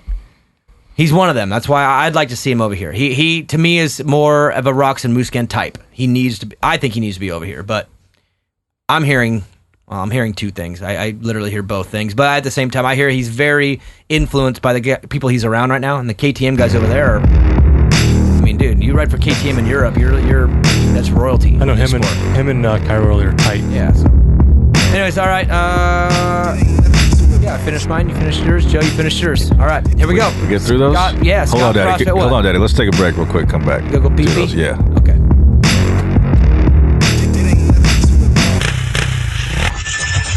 Main event moto. I hate to say it, but our NorCal Motoheads are pretty spoiled. Why? Well, where do they ride, Joe? Riverfront, East Street, and Prairie City. And don't ask me who takes care of them trackside and during the week, because it's EMT Racing. And who takes care of them trackside during the week, Joe? Really, man? I literally just said EMT Racing. You didn't hear me? That's right. If you're from Northern California and support Main Event Moto, then spin your laps at Rep Racing Tracks, buy your bikes and parts from Modesto, Honda, Cowie, KTM, and make sure EMT Racing takes care of your track side and service needs. Spin your laps at Rep Racing Tracks. I see what you did there. I like that. If you're from Northern California and you're a true Motohead, then you better get your bike from Honda, Kawasaki, KTM of Modesto. They also got betas, ATVs, and side-by-sides. And if you don't know how to use Google Maps, well then here, I'll help you out. Visit them off of Carpenter Road in Modesto and see their track support parts trailer at all California Central Valley races. Visit www.hkmodesto.com to apply for the rider team, store deals, and upcoming events. And check them out on Instagram at Honda_Cowie_KTM. Main Event Moto Podcast. Ooh-wee. Little update for you guys also. Next week, the WW Ranch Florida National. We will be doing a live show. Now, I want to make something clear, though, so we don't get blasted on the media that is social. It is not actually live. Like, we do not stream live. We don't air it live. That's not what we do here. We never have done that, ever. Ever, ever, ever, ever. So when we call it live, it's because it's a live call. We are calling the race as it happens live. Okay? Vincent's going to be on. Brian Alquist is going to be on with producer Joe and myself. Ooh, when is this? This is next week. Next week. That's going to be dope. Yeah, I was to say, you kind of gave me a look like, is that okay? Like, we good? Oh, of course it's okay. This is my life, dude. I bleed this shit. 24/7. So yeah, next week we'll be doing our live show that will be released Sunday night at midnight, like we always do. Some of the complaints we had on the last one is that you guys are just talking, you're not really following the races, blah, blah, blah, blah, blah. Bro, all we do is get better. That's what we try to do. It'll be better. Or I'll do a better job of guiding us through the race, keeping us in tune with what's going on screen. Or you can turn it off and eat a dick. Yeah, that would be the other option. Because honestly, the Hangtown live show pretty damn fun. Might have been a little bit on the sloppy side. It was one of the most fun times I've ever had doing this podcast. That's the point. Hey, you could always talk about mountain biking. I know, I can't wait for tomorrow when I go to Pulp. We'll talk about mountain biking. I've never even ridden a mountain bike. That's not true, but like probably in 10 years. Anyways, all right, Scott USA Prospect listener questions. You boys ready? You know what? I like it when you call them questions, when you get into your French. You ready for the questions? Listener questions. Is that French? It's Daniel's French. It's my French, bro. It's broken English French. All right, first one. Hayden Ferguson 327. Favorite movie ever and why? Go. Oh God. Favorite movie ever? Jeez, dude. I really liked that movie No Country for Old Men. I thought that was awesome. Good movie. Dan? Dude, winners take all. That's Rick okay. Mellon, bro. I know. you- As a moto person, I understand that, but I don't think that's the greatest movie. So you want like a non-moto movie? Yeah, like a real one. I know that sounds shitty, but the movie, if it's You're going to say Rad. I know you are. Rad is better than any moto movie ever. The movie Rad, the BMX movie with Rad's Lori pretty Loughlin, is like, I love she's how hot. it's with Lori Loughlin, even shows she's just like the third character. I don't know the dude's name. With Crew Jones. Actually, you know, There Will Be Blood was pretty good, too. I'll probably go with that one. There Will Be Blood. Daniel Day-Lewis, man. So good. Gangs of New York is good. My favorite is Legends of the Fall with Brad Pitt. Always has been my favorite movie since the day I seen it. Every year or so, I throw it in, watch it. In fact, you know what? It's Father's Day. I already told the kids. I was on a FaceTime message earlier. I told them that I will be doing nothing for you guys all day. It's my day. You'll do stuff for me. And they're like, okay. I'm watching Legends of the Fall when I get home, Joe. It's been about a year. I believe you. It's a good movie. Is it not? It is a good movie. I've never seen either one of the movies you guys just listed. You know what you're doing for Father's Day, Yeah. Dan. Legends of the Fall, man. What does the old Indian guy say? He was the rock that the water broke against. It's one of the best lines in any movie ever. I love it. It's a good movie, man. Yeah, it's a good one. Next one comes from Cody Seiler. Is Joe concerned with his son? At what point do we panic? I don't know if is there any reason to panic? It just is what it is. No, there's no reason to You're panic. just- He's got a 2-year deal. He's just fine. getting his money and getting trying his money. to get place as well as he can, and it is what it is. He needs to go ride for Mitch. Oh, That would be legit. I don't know. I'd like to see that as well. You know what's funny is that almost happened, but it didn't. But you know what, guys, there's no reason to even talk about it. We got a year and a half left before that would ever be an option. He's riding for JGR for the next year and a half. He's getting paid. He's having fun. and he's making that money, and Joe obviously not concerned at all. Right? Right. Right. Next one from Big Moto Fab. How is @producer Joe Gallo explaining his Golden State chokers, and is he on suicide watch? Not explaining shit. It is It is what it is. Joe don't even care. It was an unfortunate end to the season, but I'm really proud of my boys. Are they going to win next year? Doubtful, but I'd hope to see that. Where's Cowie go? Cowie Leonard. Where's he go? I think he stays, man. I do too. I think he's the type of dude that's about his organization and the behind the scenes stuff more than he's about the money. He's got enough money to last him the rest of his life. And I don't think he's also looking for the limelight. The dude doesn't even like having a camera on him. No, he doesn't. He's so uncomfortable. He's so uncomfortable on camera. Like, I don't see him going to New York or LA where that's all you do is sit on camera. That's required. Yeah. He's like, shit, I'm staying in Canada. Yeah. No one knows what's going on up here in exactly. Toronto. Like they forget about you for 6 months of the season. If he wants to go somewhere where there's no attention at all, you can come right to Sacramento. We'll welcome you right in here. God, how he would be incredible. Oh, yeah. By MotoFab, also at Hunter Lawrence, how good was he? Thoughts on why he's living up to the hype and why at Big Air Tom is on ZipRecruiter.com job searching. Ouch. Covington joke came out last week or 2 weeks ago that he's got Epstein-Barr virus. Which is pretty wild because I'm still confused because I know that you get fatigued, but Epstein-Barr doesn't make you like 8 seconds off the leader. So I don't know really how to approach shots fired. Well, I really don't know how to approach it because if he really is sick, that's a bummer. I feel for him. Here's my question. But at the same time, I'm just not going to allow that to be the old, oh, okay, that was it. We're all good. Like, I saw what I saw. But why did it take him so long to diagnose him? I mean, he was horrible in Supercross. Now you could say whether or not he just not a Supercross guy or whatever. He should have still been able to ride some kind of Supercross, and he did not ride Supercross. Yeah, that's what I'm saying. So he was testing for how long? From Supercross all the way to the outdoors, and then you make it 3 rounds into the outdoors, and now you're diagnosing him with Epstein-Barr. Wasn't there some kind of sign prior to that? That's what I'm saying. Where was the signs before? Why was this not out there? And for real, you're going to go and look like that and not say anything? If it's me and I'm 3 rounds into the outdoors, I'm going to be like, man, I don't know what's going on, but I am like tired. I got to go figure this out. Not say one word and then all of a sudden drop that. That's why I said I'm not saying I'm not buying it. What I'm saying is it doesn't justify the things that I saw on the motorcycle. Yeah. So I can't use it as a pass. You know what I mean? Yeah.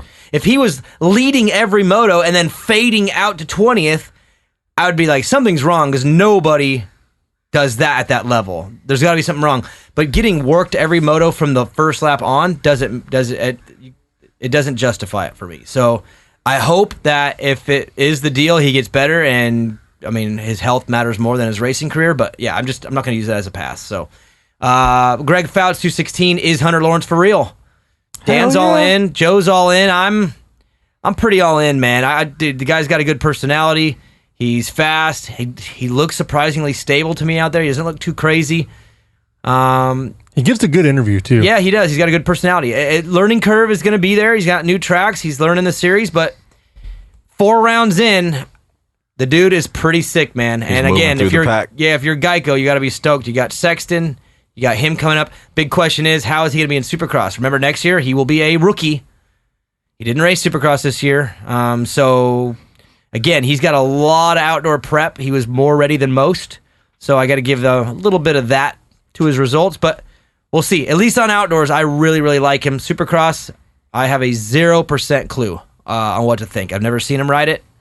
Heard mixed reviews. We'll find out. But yeah, I'll go with you guys. He's for real. Rendon851. Someone on Pulp Fantasy's show said they wouldn't have Kenny pegged for any hero rides this weekend. Is it fair to say we got that with his second moto performance? And if he cleans things up with his second moto rides, should this become any more worrisome to Eli? Well, this week it was the second moto. And to be fair, I think what you're talking about is JT talking about how the weather's going to affect him. And that's true. The weather was nice all day there. It wasn't that bad. So what JT is saying is that he's going to have major challenges with his illness issues once he gets on a 95-degree day, 100% humidity, just one of those soggy, nasty days. That's when he'll get tested. But when the weather's nice and the track's like all technical and sticky, Roxon's going to be fine. And I do think that second moto was a hero ride. That was Really? It was awesome, I thought. See, my definition of a hero ride is coming from 20th to win, or first turn crash to win, or Tomac win by a minute and 30 seconds. That's a fair. hero ride. That's okay. Then, yeah, I'm wrong with what I said. Somebody penalized this guy for going off track. He did not. He did not enter in the safest spot. Dylan put Cooper off the track, and Cooper did not enter at the safest spot. So what do you think should happen? Penalize him. They didn't penalize AC. Well, you know what? Penalize him though. Start it now. Start it now, Joe. That's what he wanted. Yeah, this dude bleeds green so hard, literally. You know what? I am actually taking kind of a liking to Dylan. I like Dylan. Even though he's kind of a complainer, as long as he lays off my boy, we'll be all right. Well, he's got 8 more races with him. But Cooper has some proving to do for me. He's got to earn your love back. Yep. All right, Nate Dog 38. Hey, Bat Bros, why does California struggle to produce successful star riders? We always have the best weather year long, but star riders seem to come from just about any other state. Why is that? That's a damned good question. Nate Dog. Go for it, Dan. You go first while I generate a thought. 2 things. One being our California riders are too caught up in the Insta-bangers and look at me and let me throw this whip and how cool I am and Axel Hodges jump a train and this and that, whatever. And the other thing is there is so much more competition. There's so many more riders in California than anywhere else. The pool is huge, so it may look like the stars. We don't get that many stars out of California because there's so many riders. I'm trying to think of who my they get washed out pretty quick. Well, my thought is this. At least in outdoor, Supercross is really hard. Supercross, it can come from anywhere. We've seen guys, Josh Grant, Josh Hansen. There's California. I mean, and there's California. Guess what? Let me go into the future a little bit.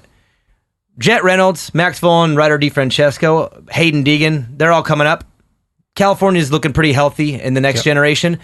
But in the current generation, I just feel like the guys from other states are a little bit more gritty. They deal with worse weather, worse track conditions. They're just a little bit more authentic, I think. But check it out. How often do you see Max Volan posting on Instagram? Not so much. Jet Reynolds, Ryder D. They don't get wrapped up in... They do. Theirs are all professionally ran, too. They're not... Yeah, I know what you're saying. I think Talon runs Max's, right? I think so. Yeah. That's what I think. I think that they're just... California's... It's nice here, man. We have nice weather. The tracks are a lot drier, hard pack. It's not as rough. It's not as ruddy.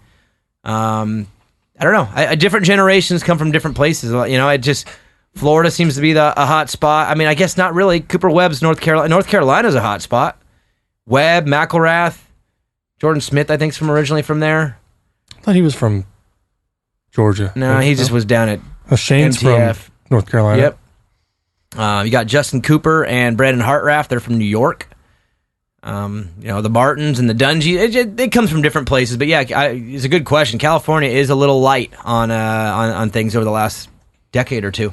Next one from George K 11185. Is your boy Hayes still struggling with injuries or something else? Hashtag agent problems. Hashtag not meeting expectations. Hey, agent problems. No agent problems. I'm not his agent. That's just a funny joke.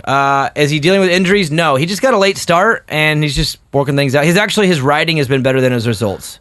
I think you'll see a couple good results here in the next few weeks, but outdoors more of a struggle for him. He raced arena cross for, what was that, 5 years, 6 years? I mean, that's second gear, 22nd lap time tracks. It's just taking a minute. I think he took to Supercross very easily, and outdoors is just tougher. He told me even like the first couple laps are wild. Everyone's wide open, out of control. He just hasn't been in that for a long time. And in fact, if you look back at his racing career before this year, even, he's only raced probably 10 nationals ever in his life. So hasn't been around that long. So he's somewhat still a rookie too. So no, he'll be all right. He's fine. He's at least for the most part pretty positive and just kind of grinding away and trying to get better. He'll be all right. Austin Saunders, so pumped for AC, but terrified something bad is going to happen. I can't be the only one who feels like this. Dan? I don't feel like that. I think that he's much more in control. And like I said, I don't think he's going to push it to the limiter. If he has to back it down, I think he will. I don't think he's going to throw this one away. Barring something, free capping, mechanical, that's out of his chain brake or something like that. Out of his control. I'm with you too. I've always had this feeling watching him like something's coming. I haven't had that as much this summer. He's earning my trust all the way through and through. And I know what you're feeling, Austin Saunders. I'm just... It's always in the back of your head. It's growing on me a little. He is... My trust is growing. Is that safe to say, Joe? Are you feeling that way too? Are you watching him now and just almost kind of forgetting about all that old stuff and just getting caught up in what he's doing now? Because he's pretty solid now, pretty legit. Yeah, I feel like they're taking more methodical choices and straight out of the Dungy playbook, man. Just show up. Has there ever been a guy that you wanted to see win more, though, than AC? No, I'm not that in love like you are. I mean, be realistic. Wouldn't you like to see the guy win the title? Yeah, it'd be great. Yeah. I don't have a dog in the fight. I think he deserves it. I think he's the best guy, and I think it'd be a good send-off to the 450 class for sure. And again, what I've seen through 4 rounds is someone who is, I know this sounds weird, but he's growing up before our eyes. He's stabling out. He never looked this good in outdoor either. He was never this stable. He was never this smooth, never this strong. This is the best he's ever looked. He is like, again, he's a man in a class full of boys at the moment. Next one from KCG173. How does the broadcast match the exact sound of the bike they are following to the video, especially when they switch from one side of the track to the next? That's a really good question. I know that in Supercross, they have the little microphones all over the track. They call it nat sound. It's natural sound. They have it in place, like in the whoops and off the triple phase. You know what I mean? So that way when the bikes go by, you hear them go off the triple and you hear what it sounds like. I'm assuming they got the microphones just matched up to the certain camera. That's my guess. It's a pretty simple guess, but I know the microphones are out there. I just don't know how they technically put them together. Joe, that's a better question maybe for you. Is there some kind of like a connection where that mic goes to that camera? Mm-hmm. Yeah, all the audio is just synced to the video. It's just it's sync placement. They just line it up and hit the button. Okay, and they've been doing it long enough to know this is what we do. Yep. It's not that hard. Okay, next one from Harib Allsack69 at Daniel Blair 125. If you are nope, not reading that one. That's you know what? I know we're not going to do that one here. I think that one might be better done on the main show. Yeah. Which, by the way, plus the dude's name is Harry Ballsack 69. What did I call him? Harib Allsack. All right. Is it even a real account? Probably not. But this question is absolutely horrible. Anybody that doesn't have a profile pic is not a real account. Yeah, absolutely. Yeah, nice try, Hobo Nick. But we'll address this one on the main show. Yeah, I'm glad you brought that up because I would have forgot. So the main show is out. Okay, it is launched. It is released. Which is our app, by the way, in case you've been living in a cave. Yes, in case you've been living in your own bat cave. So the main show is out. Our app is done. It is released, and we are doing 4 shows a week. Joe, can you believe that? That's crazy. 4 shows a week on the app. So if you want to ride with us full time every day, go to the iTunes store or Apple Pod, whatever it is. Is that what it is? Is the Apple Store? Go to the Apple Store. Wherever you get your apps. Search the main show. You'll see our logo in black and yellow. Download the app and join the party. Come hang with us. And I'm excited to get that going. And remember, whatever you hear on there, keep it between us. Yes. It's a family thing. Yes, it is. And maybe the kids... Maybe, should we put an age disclaimer? Nah, I mean, it's explicit content. So if you're cool with your kid listening to explicit stuff, have at it. Yeah, and guess what, everybody? We don't even bleep the F word. Ooh. Yeah, we go hard. Ooh. We go hard on so the main hard. show. Wow. All right, next one. J.Rube79. With Cole Seeley out for the season, who gets the call from Honda? Freddie Norn, Christian Craig? Norin probably. I mean, he's their go-to. No, I think it'd be Norin if it's anybody, right? I mean, I would like to see Christian Craig on a 450. I think that's where he's belonged the whole time. But at the same time, you're contracted to a 250 team. How old is Christian? 27, maybe? That's just a guess. I have no idea. 27, 28? Why? Just was wondering. I mean, how much investment do you put into him? I mean... He's been good on a 450 for sure. Well, he was Joe's downer last week, right? I think so. Yeah. He hasn't done anything in a long time.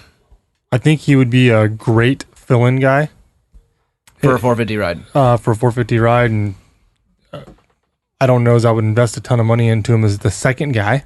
Yeah, I don't see. Well, what are you going to do? Pick Craig over Wilson? No way. No way. Or over Savat? No way. He's in a rough spot because he's got his deal, but his deal I don't think is where he wants to be. So that one's tough. KCG173, is the proper name for this race Hight Point or Mount Morris? Why do races always seem to have more than one name? I don't know. I've always called it Mount Morris. I guess Hight Point too. Hight Point Raceway in is Mount Morris the city? I don't even know. Mount Morris the city. Yeah, that's like Hangtown. Hangtown's Rancho Cordova, but no one calls it that. You call it Hangtown. Actually, what's funny about Hangtown is it's only called Hangtown for the National. The other 364 days of the year, it's Prairie City. I still call it Hangtown, though. So do I, just because I do on accident. It's improper, but that's what I do, too. Next one, Jesse Mobley, 576. Can Cairoli come back to win this? Fill me in, Dan. Like I said, I've watched one race. Man, I think Geyser has Cairoli's number, honestly. And especially after that crash I just showed you that video, that was a pretty gnarly one. And I don't know how many dislocated shoulders that he's had before, but it looked pretty gnarly. I would say this season, it's not going to happen. No, and don't forget, he's getting older too. So who knows if he comes back as strong next year? That's to me, because Cairoli's getting older. His wife is pregnant right now. Man, he's got to be on the very tail end of his career. And you got Prado coming up. I see Prado coming in behind Cairoli retiring. And you think Prado stays over there? Yes, then? I do. Because I think if Prado goes 450, he's done. He's never coming here. I don't think he's going to come here. I believe he will stay there. And not to mention, if he comes here, what's he going to do? Go under the factory KTM semi and not to TLD? TLD would be like, wait a minute, that's what we do. But then again, if you're him, or you want to come over here with the apparent problems over, that's a messy one too. That's a real messy one. I unfortunately, I'm under the belief that I think he's going to stay over there and just go that GP route. And I think that's unfortunate. I think he would be... I think he'd be very welcomed over here. I think he's pretty damn sick, and I think people would like his style, and he's young. I would like to see him over here, but Geyser's just too fast. Nope, he needs to stay over there, dude, for his safety's sake, man. That dude, I like watching him ride because I feel like my heart rate's about 15 beats higher when I watch him because he is sketch. It's just amazing how many gnarly ones he could take and get up. No, what's gnarly is how many gnarly crashes he can take, and he keeps doing that. Like, learn, dude. Maybe he will now. He's got what's his points lead now? What's he up to? I'm not sure. I haven't seen the points after this weekend. He was up quite a bit. Let's see if he mellows out. He should, but that dude goes for it. Next one from Mountain Man 48. I was going to ask who the chick that does the Fly Top 5 little what do you call that, Joe? It's not a commercial, but a little jingle. Little drop. But he says, I got the app and I found out, so thank you. So Mountain Man has joined the party. Yes, producer Joe, don't give it away, Daddy. Don't give it away, Daddy. Does have a female, and she actually comes and hangs with us on the main show from time to time. And I actually like her more than Joe. But everybody does. Everybody does. How's that donut, by the way? So good. What is that? Is that a maple bar? Mm-hmm. All right, you gonna chew in the mic like Nick does? Hell yeah. Okay. Logan J85. So I was at the race this weekend, and the announcer there was saying the 250 class is turning into the elite class. Do you guys think that this is true? If that's what he said, he's wrong. There is legitimately 7 really, really good guys in the 450 class. 250 class might sometimes draw more attention, but it's never the elite class. These are wild puppies, dude. That's all they are. Wild, untrained puppies that aren't potty trained out there in the 250 class. And then they become big dogs when they get to the big dog class. Yeah, it's elite of the 250, but it's not the elitist. Yeah. Hey, you want to hear something funny? Speaking of announcers, for some reason Wygant started doing that this weekend. When he was calling the race, he would say, the red Honda of 94 of Ken Roxon and the white Husqvarna 21 Jason Anderson is blah blah blah blah. And, Eli Tomac on that green Kawasaki. He started doing the Ralph thing, and nobody has said anything, which is kind of funny. But I picked up on it right away. I was like, "Oh man, we just gonna get some hate for this." I'll have to send him some. Actually, you know what? Maybe next week we go after Weege on the motorsport.com giveaway. What do you think, Joe? Oh, I like that. Do we go after him? Yeah. He would be freaking out, and his phone is so crappy it'll probably the battery will explode from all the hits he's getting. No, I my opinion on that, I guess I'll throw it out there. The whole Red Kawasaki kind of, dumbing it down for the new viewer thing. I don't believe that's the smartest way. I think if you want to get this sport to grow, you need to make diehards tell their friends. Like that. I'm not watching anything for the first time. I'm not sitting on the couch scrolling through and stopping on things I've never seen before and giving it a shot. I don't do that. No, I don't think anybody does that. How people watch new things. For me, Joe, like the show you mentioned on Netflix, I would have never watched that, but you told me to, which I haven't yet. But I will eventually, and it's because my friend told me, because my friend is so caught up in how rad it is. Yeah. Dan, you have a better chance of bringing in a new fan of the sport than them mentioning the color of the bike. Because you would be like, dude, these guys are going at it. It's been such a good season. They've been stuffing each other, blah, blah, blah. And then people would watch because you told them to. And that's why I feel like you need to satisfy the diehard fans better. Because the diehard fans will spread the word to their friends and bring them in. I don't think people just click channels. I don't think that happens. The best way to grow it is to take your buddy to the races. Plain and simple. Yeah, but if you're not entertained and you're not satisfied, then you're not going to take your buddy. That's what I'm saying. I think if you want to grow new viewers, you got to think long term, and you have to go after the diehards and help them, satisfy them so they bring their friends. And there's more people that watch this sport that don't watch it all the time, that if you just gave them a little nudge, they could get back in and watch it more regularly. But I've kind of strayed away from the idea of dumbing it down is a way to get new viewers. In fact, I think it's the opposite. I think it actually makes people think it's kind of a dumb sport. So I don't know. That's just my thoughts. Next one, Radical is Ron. 2 questions. What was the reason for 450s running before the 250s this weekend? Also, way to go, Roxanne, on that second moto turnaround, and El Hombre for the rides he's putting in coming off injury. Yeah, I don't think we're giving Jason nearly enough credit. Amen. He's killing it. Like, I mean, yes, he's talented. We've seen good results, but he's putting together maybe one of his best. In fact, I'm going to do that just for fun. 4 rounds in, has Anderson ever had more points in the outdoors than he does right now 4 rounds in? This might be his best stretch ever to start a season. Coming off that injury, not much prep. He seems to be getting better. He's quietly taking care of business. What if he pulls this thing out? Kenny has a problem in the heat. Eli... Hey, that's how he won the Supercross title. Eli's crap cow he blows on him a couple times. Dude, that bike hasn't smoked one time. I know. I'm just poking. Just you calm down over there. Look how hot he is. Don't get me started on bikes blowing up. I know. I know. Radical is Ron. Also, does McAdoo podium before the end of the outdoors on the orange bike? No, I don't think. I think he's in that second group. I agree. And yes, he could get better. Maybe I'm wrong. I would just say real quick, no. What's going on with Wilson Todd, the other fill-in for TLD? I have no idea. Because I heard that he was supposed to go back to Australia because the Australian series is starting back up again, but he elected to stay here. I wonder if he's staying permanently for the rest of the... I have no idea. He was pretty good this week, too. Yeah. I don't know. Whoa, is that him on the outside of that whole shot? Or was that McAdoo? I think it was McAdoo or Drake. Nichols with the whole shot. Oh, it was a second moto that Nichols. No, it was. Who is it? See, this is the moto I missed. I didn't see the second 250 moto. I think that is Wilson Todd. Oh, good start, bro. Next one from Kyle Beath, or Baith. Does Brock Tickle ever make it back to racing competitively? If so, does he drop down to 250s with PC and become the new Martin Davalos? He wouldn't be able to do that in Supercross because he's pointed out. And as far as I understand, I think his suspension is lifted in February.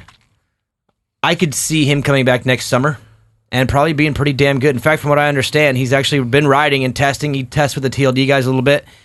I heard the guy's on rails right now. So he's hopefully staying in shape, keeping himself ready, and maybe next February gets the green light, gets ready for outdoors, and we get old Brock Tickle back, Joe.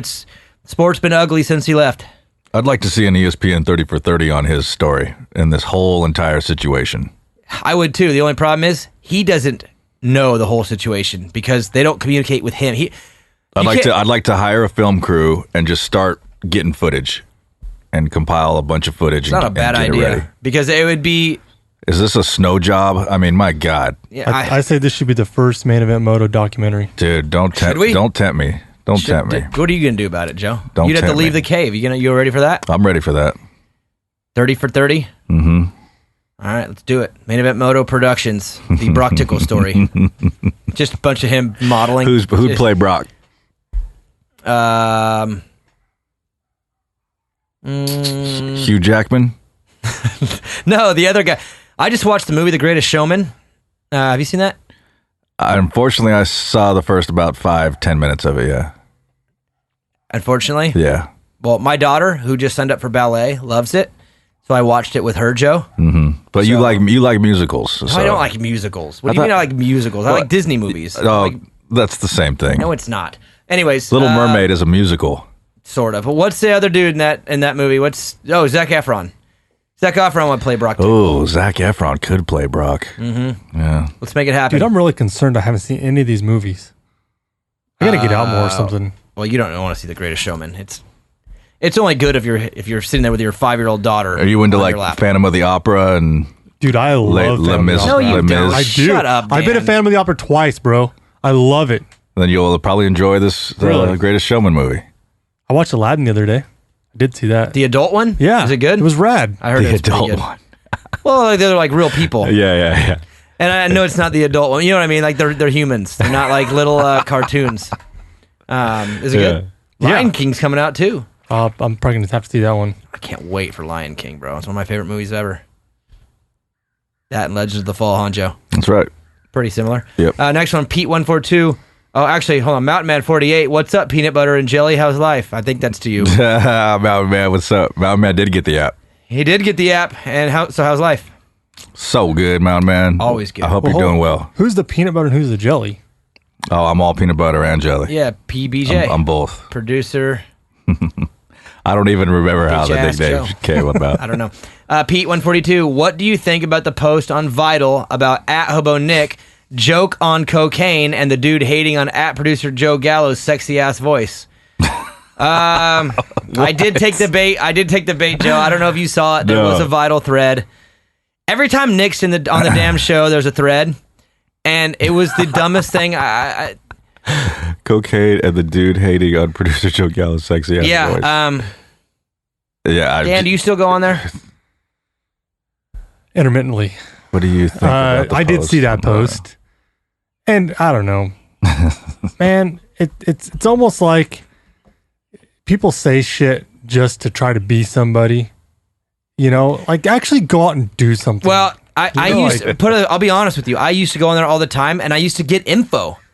Like I would be like, I like to go on there because like you would find things out, you would hear things, decent debates, and it's just I don't know. I feel like it changed, and maybe it's because as soon as I started working in the industry more, and I got a little frustrated with some posts on there, I just left me with a sour taste, and now I just don't go on there. But I did take the bait this week. I did look at that one, Joe. Did you see the other post about Ron Lachine, the dogger?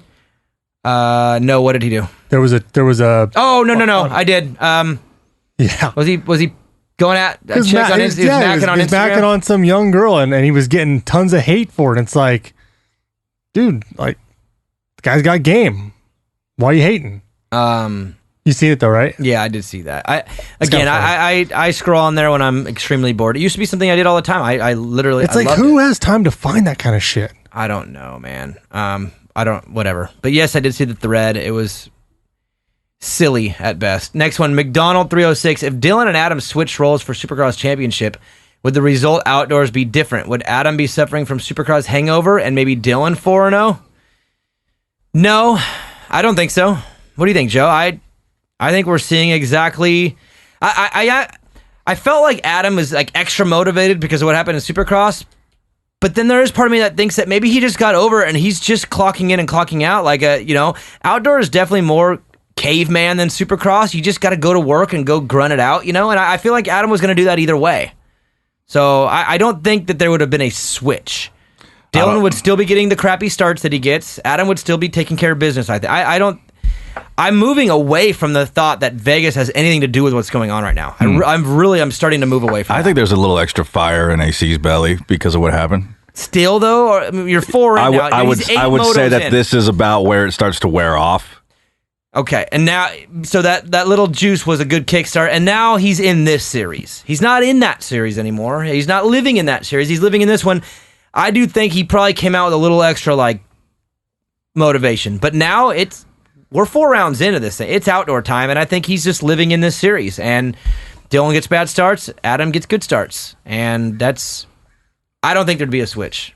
Am I wrong, Dan? No, I don't think so at all. JSN 411, was I right? Have Rockstar Husqvarna put a bullet in Covington? You're not right. That's not what they did, JSN 411. Who, by the way, your name is Jason Steinman. Man. Just kidding. I'm not kidding. That is his name. If you guys, that was probably rude of me, huh, Joe?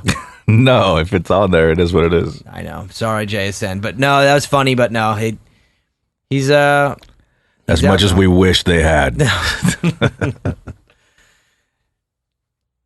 just thinking of something real funny. I'm not going to say it, though. 317, Jason Manu. Savachi starts, though. Mm-hmm. That's going on forever. Dude, that dude always gets good starts. Like, you either have it or you don't. You know, we talked about that a few weeks ago. Like, if that's your problem, go fix it.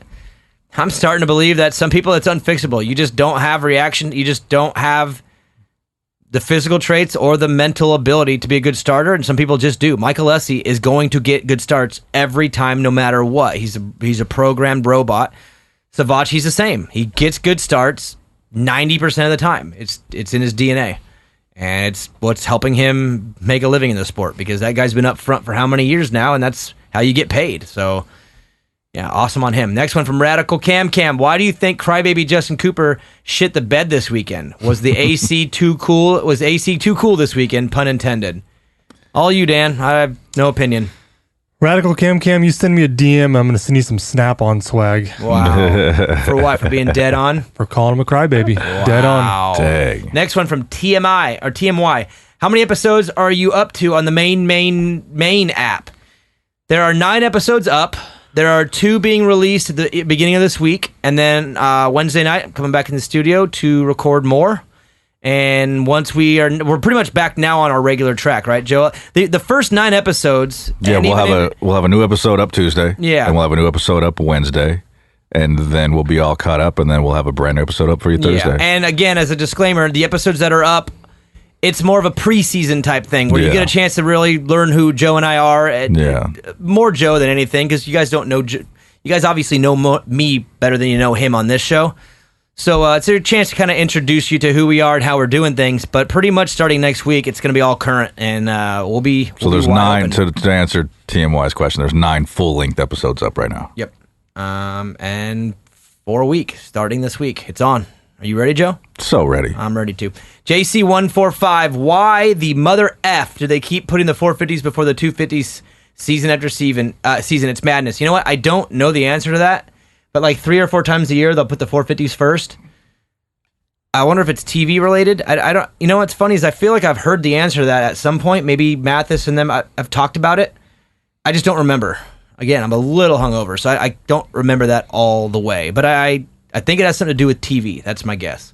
Next one from J Crow 938. Besides at producer Joe Gallo, the man, who's a better dad? At I'm Vincent Blair or his brother? Answer wisely, Joe. I mean, who's a better dad? I feel like that question is just.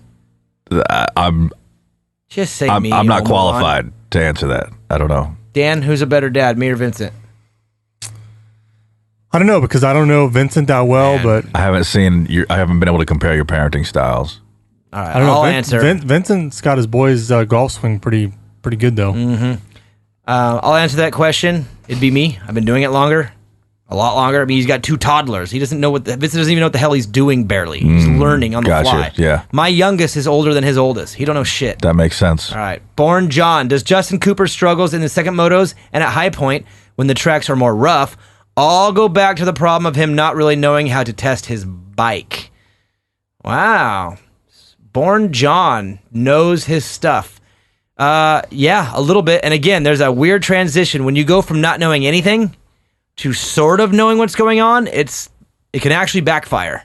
You start thinking, you start wondering why this does that. Should I do this instead of just riding the damn thing? It's a kind of a rough transition, to be honest. Going from with Jacob Hayes, it's the same thing. He's super good test rider now, but when I started working with him 5 years ago, in fact, that's how me and Jacob's relationship started. Was he came up to me at one of the arena crosses and said, "Hey, can you help me with my suspension? I'm having a hard time getting to the whoops." And I kind of helped him, and I started teaching him. And for the next 2 years, he was pickier than he maybe needed to be, but really didn't know what he wanted. You know what I mean, Joe? Like, does that make sense? Like, once you kind of learn that you have the capabilities to change things, you kind of start wanting to change things, but you really don't know how all the way. But for him, he tested with Pro Circuit and Bones. Bones was the legendary suspension guy at Pro Circuit. So Jacob, for 2 years, worked pretty close with Bones and really started learning how to work on a bike, how to adjust things. When this does this, maybe I do this, but that might ruin this, so I should do this. You know, one click here or there actually does make a big difference. And again, the smarter you get, the better, but there is a period there where things are really, really hard to understand. It's like you're getting it, but you're not getting it all the way. Next one, DW10.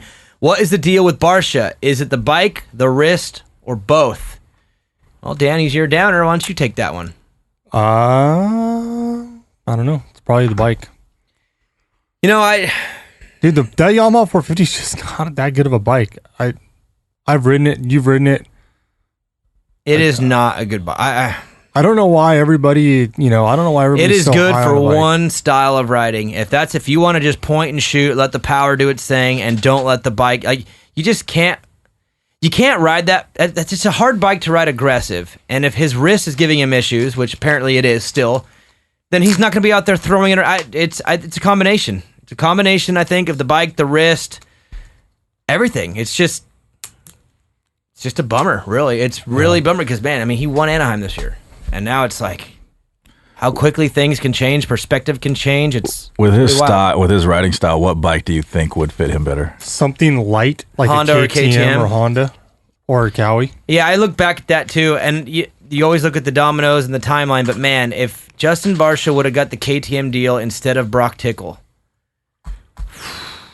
so many things would be different. So many things, even decisions that were made with Webb on a Yamaha, with Plessinger, like. One decision can really make 5 decisions happen.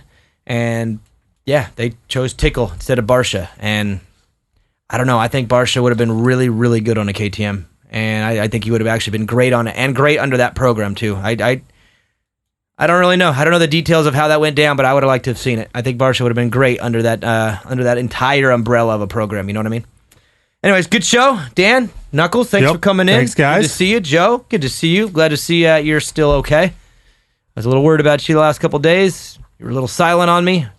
Dude, that Eagle Grid shirt that Joe has on is badass. Ooh. Yeah. Ooh, that's right. Got the American flag. 4th of July. We have a brand new shirt out that is so sick. It's going on the website next week. We threw a little American flag behind our logo. It's got a little bit of kind of a splattered ink kind of look to it. And I got to give a huge shout out to screenprintingdone.com for hooking it up and making it happen. Thank you, Neil. What's up, Neil? Anyways, good show. Nature's Bakery, Fly Racing, Skivvy Underwear, Mika Metal, Scott USA, No Toil, Honda Kawasaki, KTM of Modesto, Guts Racing, EMT Racing, Keybar, Rep Racing, and of course, motosport.com. One last thing before we go. I do got to give away a VIP ticket.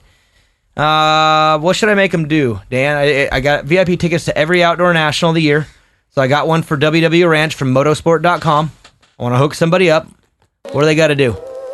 Last time they DM'd me, it was like a trivia, Joe. Let's do a trivia. That's right. We did the thing. Did we get it? Yeah. A lot came through, but the guy who won. What was it? It was the myofascia ball or something. It was our golf ball. The golf ball. Yeah. Yeah. So what's the trivia?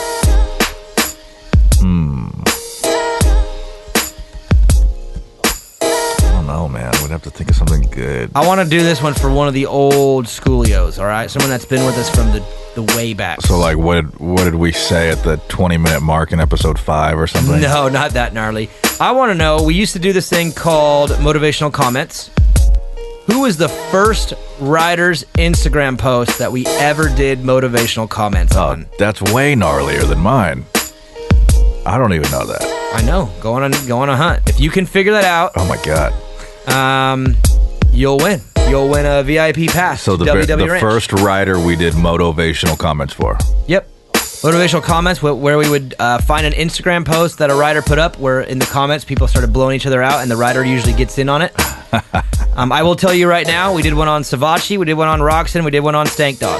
Those 3 happened. Figure out which one happened first. And you win a VIP ticket to WW Ranch where you get access to like the full shebang. It's pretty badass. So huge shout out to motosport.com and DM me your answer and you can win. So congratulations on the dude who won last week. Hope Mount Morris went good for you. So, guys, good show. Thanks for coming in, Dan. Thanks for coming in, Joe. Thanks to all the sponsors. Of course, buddy. And we will catch you next week on our Florida Live. Ooh. Remember, it doesn't stream live, just record it live. All right, guys, good show. See you next week.